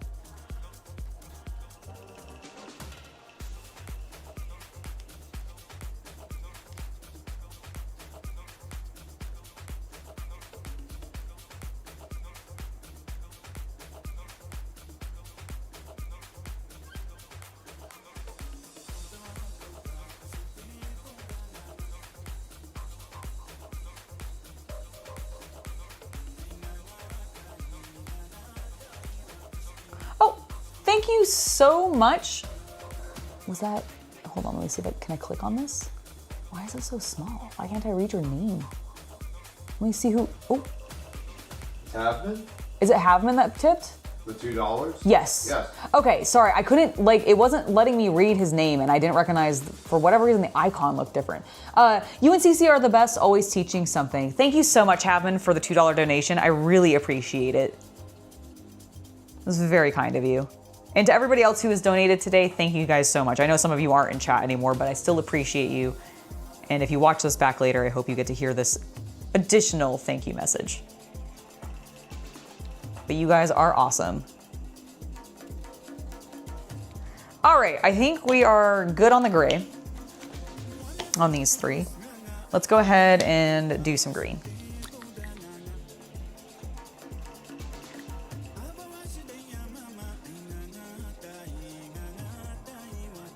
Let's go.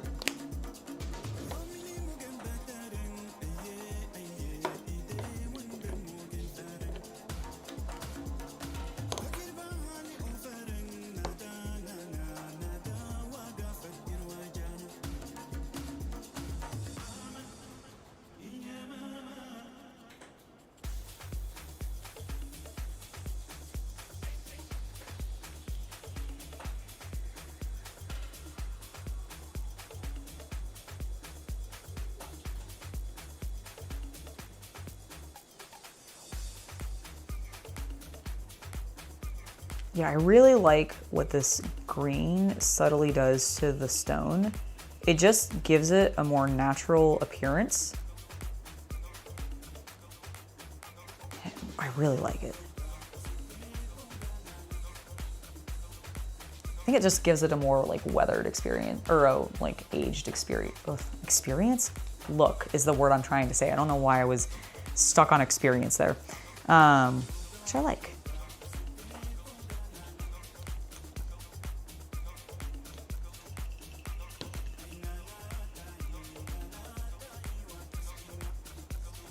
More at the top.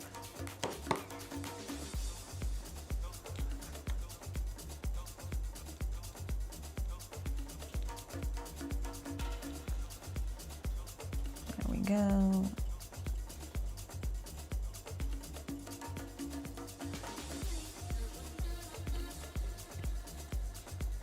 Lovely.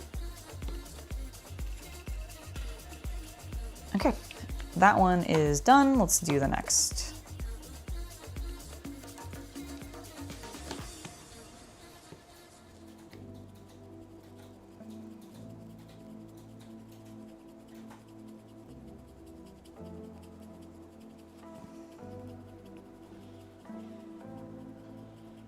Something, something, work the tip? Oh, I understand. I understand your joke there. You've come a long way from knowing absolutely nothing about Warhammer when you first started following you guys, and now you at least know something. Well, that is very true. You've definitely picked up quite a bit, which is very cool. I mean, it really comes down to, I think you're just eager to learn it too, which helps. Like, I will of course accept your, you know, praising me and my ability to teach, but I also just think you are extremely willing to absorb the information too, which, you know, if you want to learn something, you want to absorb it. It's probably, you probably want to care about it, and you seem to care, which is great. Which is honestly also why answering questions really doesn't bother me. Because like whenever you guys ask questions, and it's not just Havman, it's like all of you, when you guys ask questions, you genuinely seem to care about like what the answer is. And you're not just, I don't know, doing it to be like, actually, and then like mansplain something to me or something like that, which is pretty nice. Because I'm sure that happens to some people on the internebs. And yes, I did say internebs by accident, but I'm gonna go with it.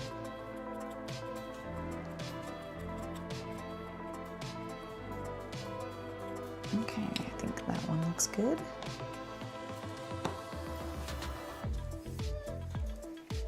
Next.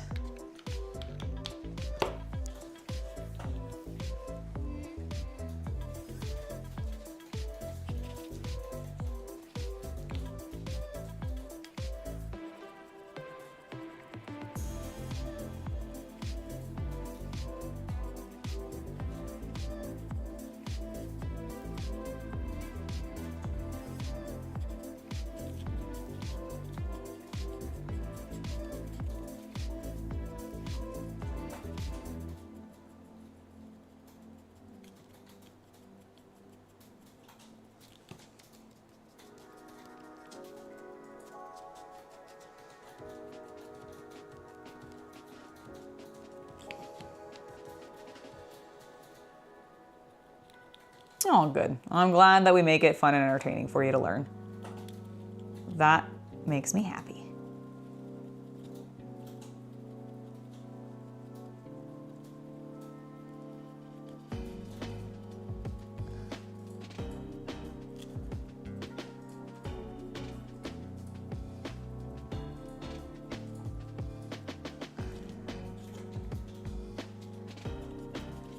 Okay, that one's done. 2 more with the green.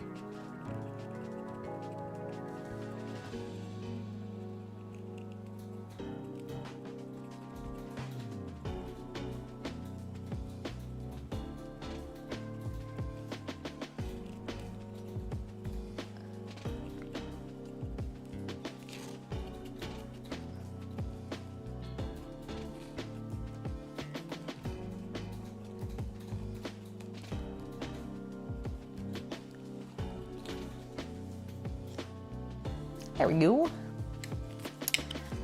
And the last one.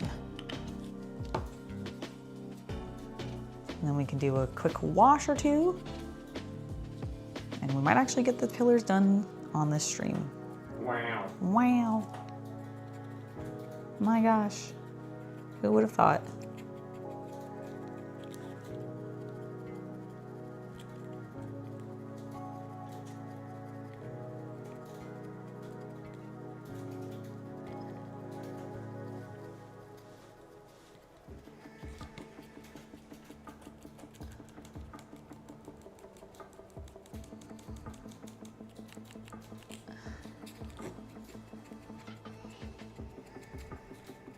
Okay, let's get the Mortarian grime going.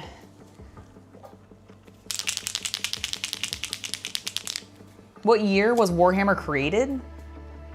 1970 something, I thought? Yeah. Let's double check. When was Warhammer? 1987, sorry. Oh. Is that 40k? That's 40k. No, fantasy was the 70s. Okay, let's see. Yeah, so 40k officially was created in 87, but when was Warhammer Fantasy? Also, I want to check and see if they qualify as Rogue Trader or something else. So Fantasy was created in 83. I still think they were doing something. I want to see Rogue Trader. I think there's some complication for some of their early fantasy stuff in White Dwarf that was written for D&D that ended up becoming Warhammer.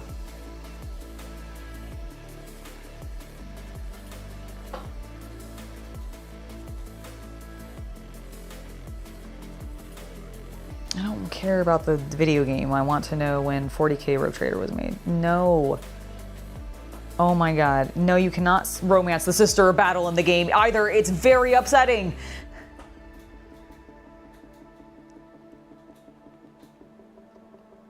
Okay, if I do minus video game,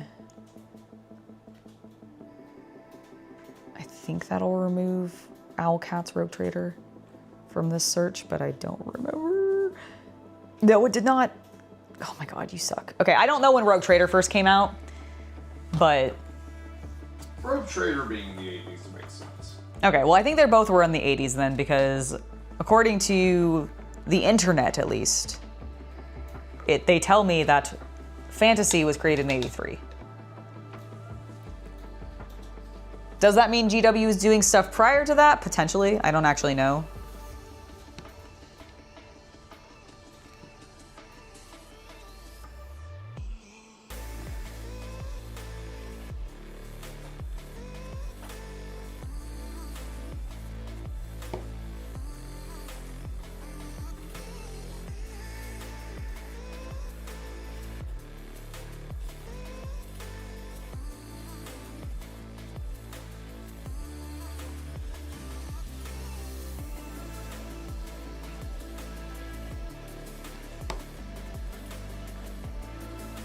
honestly, Mortarian grime works great on like old pillars and other stonework that you want to do and make look a little patinaed. It's so good. All right, that one's done. We'll let it dry. It's got some pooling on the top. Let's get rid of that. I don't think I did the top with the other one, so let's use that pooled stuff to do the top here. Beautiful. Next pillar. Yeah, so 1983 to 1987.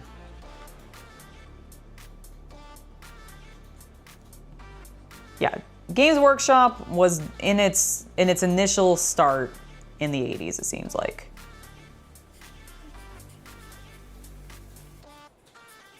Based on what Google has told me, at the very least.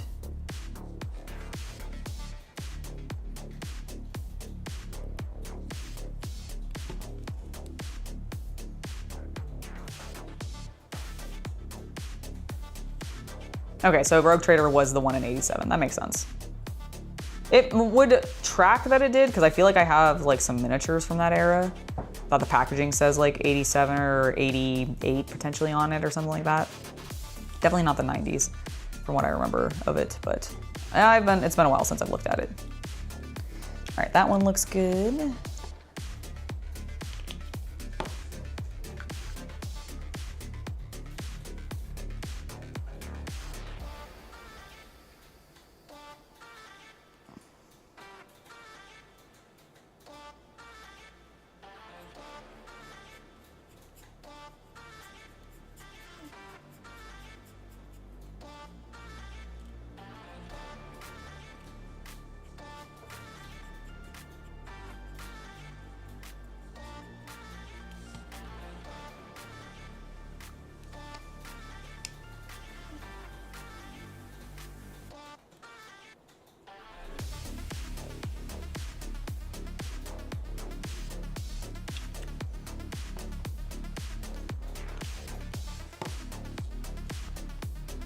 Yes, 40K means 40,000.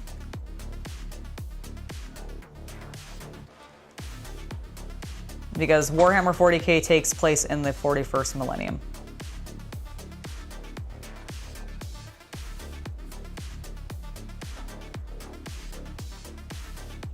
Hence why it's called 40K.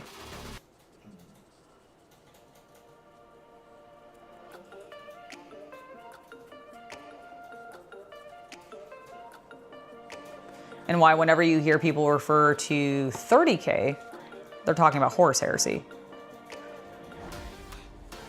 Because it happened 10,000 years in the future.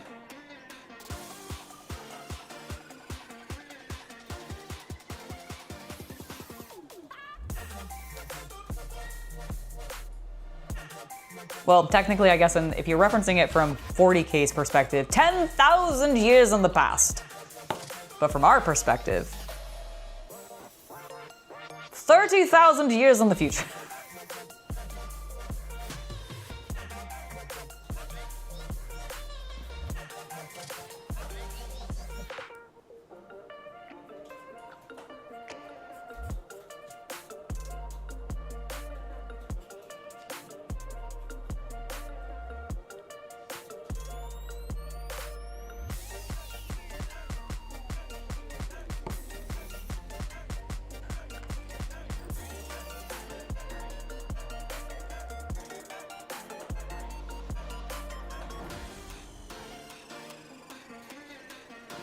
Okay, those ones are all done.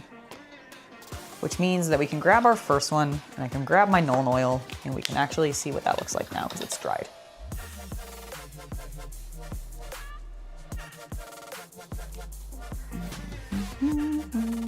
Where is my Nuln Oil? It's wild wood, that's a bunch of paper, that is a base paint. Nuln Oil, where are you? Oh, I just whacked my head into that. Okay? Yeah, it's fine. None of you saw that. I don't know where my Nuln Oil is. It is lost on the mess that is my desk. And I'm gonna throw a Skittle on the ground in my anger.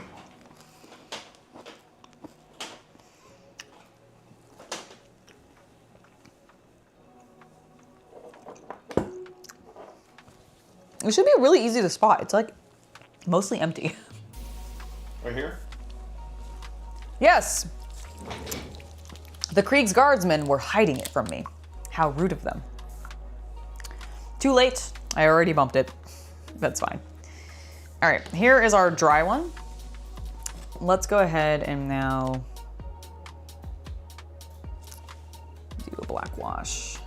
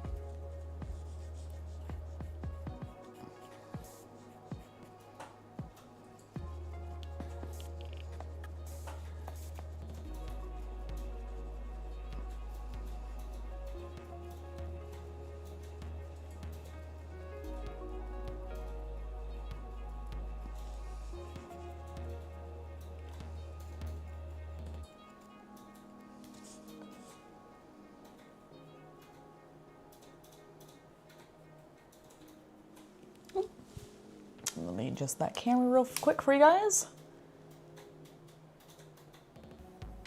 Horus Heresy about being grim or being bad. Horus Heresy is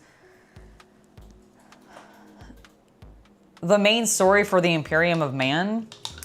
And essentially it is the major civil war that causes half of the Space Marine factions to fall to chaos and the other half to not fall to chaos. So the whole reason in 40k, like in the game, we have Chaos Marines of the various types, like Emperor's Children, Nurgle with the Death Guard,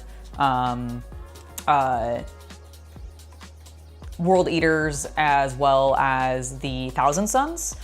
Each of those 4 factions, along with a couple of others, all fell to chaos. And the reason for that is the Horus Heresy, which happened in 30k.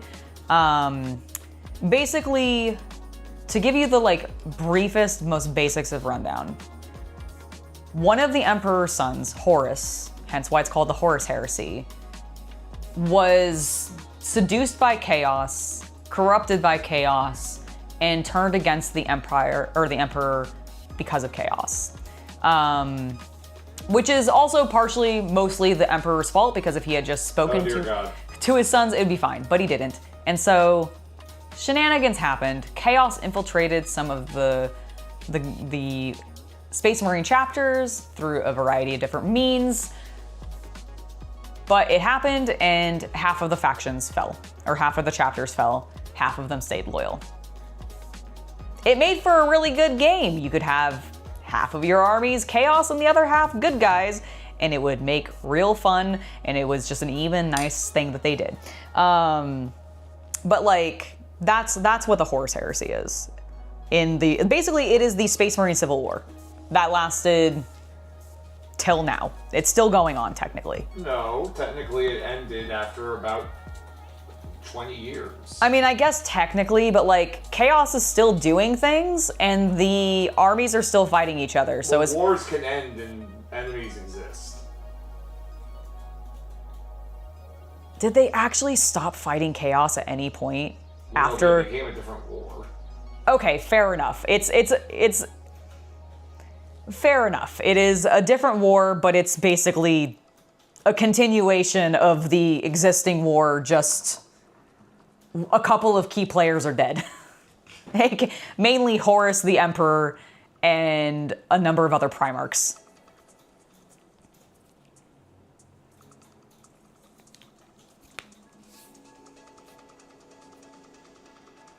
Exactly. It's not called the Long War for nothing, so. Exactly. Okay, I think I just need to, I'm gonna blow dry this one that I just did in black because I want to do the final little dry brush and see what it looks like.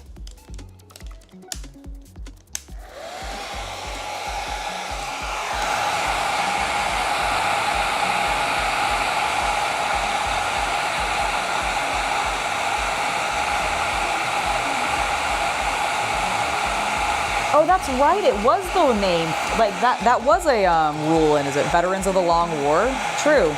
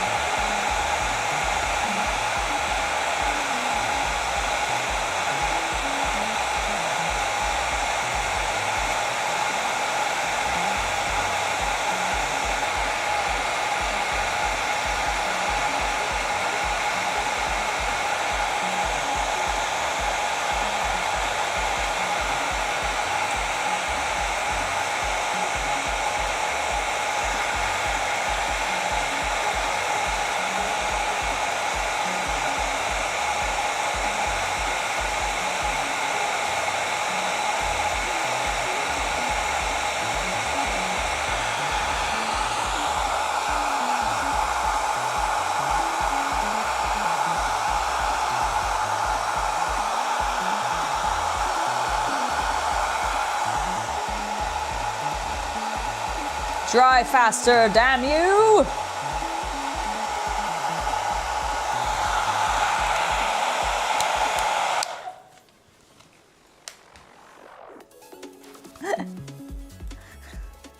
Chaos Cultist is not pure chaos himself. Like, he is not the chaos. As much as he might appreciate you saying such, I don't know if that is an accurate statement. All right, I'm gonna pull out my light gray one more time, and we are going to do the faintest of highlights, just to bring a smidge back out.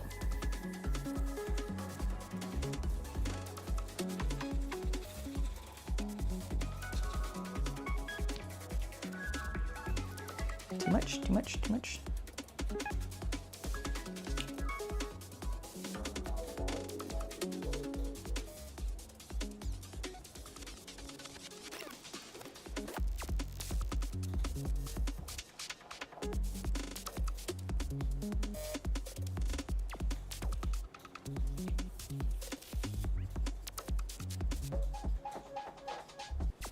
We're kind of focusing this around the cracks and some of the texture.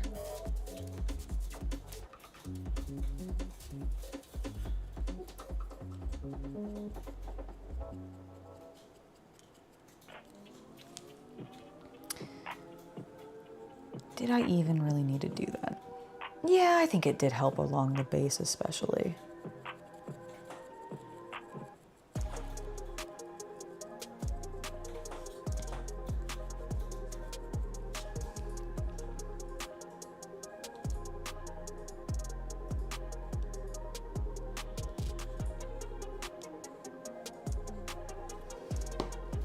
Okay, some of these are dry. I'm gonna just see, oh no, you're actually not dry.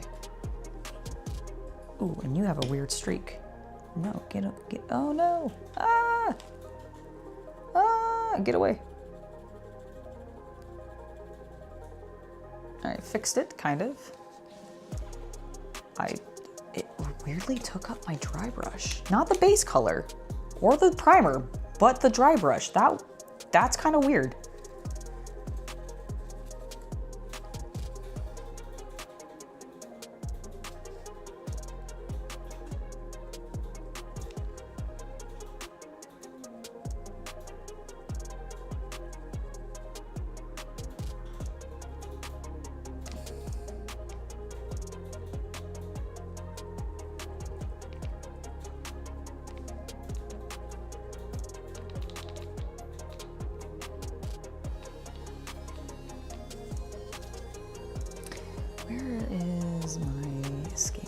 I'm gonna mix the two to get a little bit more of a natural blend, because I am getting a little bit of spottiness. There we go, that's better.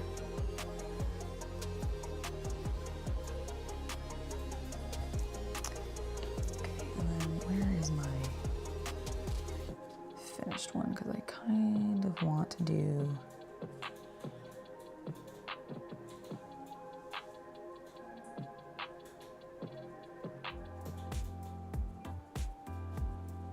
a little bit more work around the cracks.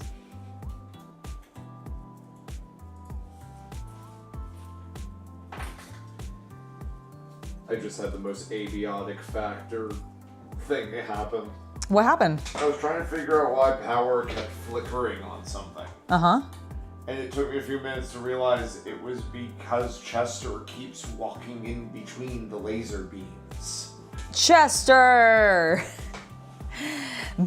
You bastard! That isn't incredibly only in that game. Yep. Kind of thing that have happened. That is. You turned a dryer on and Jackson was covering his ears laughing. Aw, that's cute. Pulling out so soon. Yes.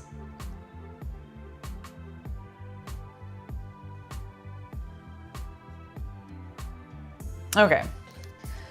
Obviously, I need to let my pillars dry a bit more, but this is the final result. Let me focus it.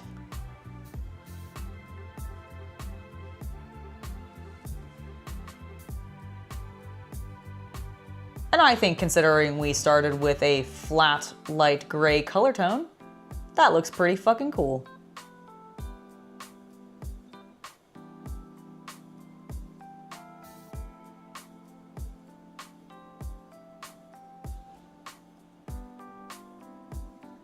You just got an ad for Warhammer Tacticus? Nice! I do appreciate that Google is like, Warhammer channel, let me put Warhammer ads on this channel, because I don't get to pick. I unfortunately don't get to pick. I think I get to be like, please provide me these kinds of ads. Like I can make like generic, like entertainment or whatever choices, but I don't even know if I have that much ability.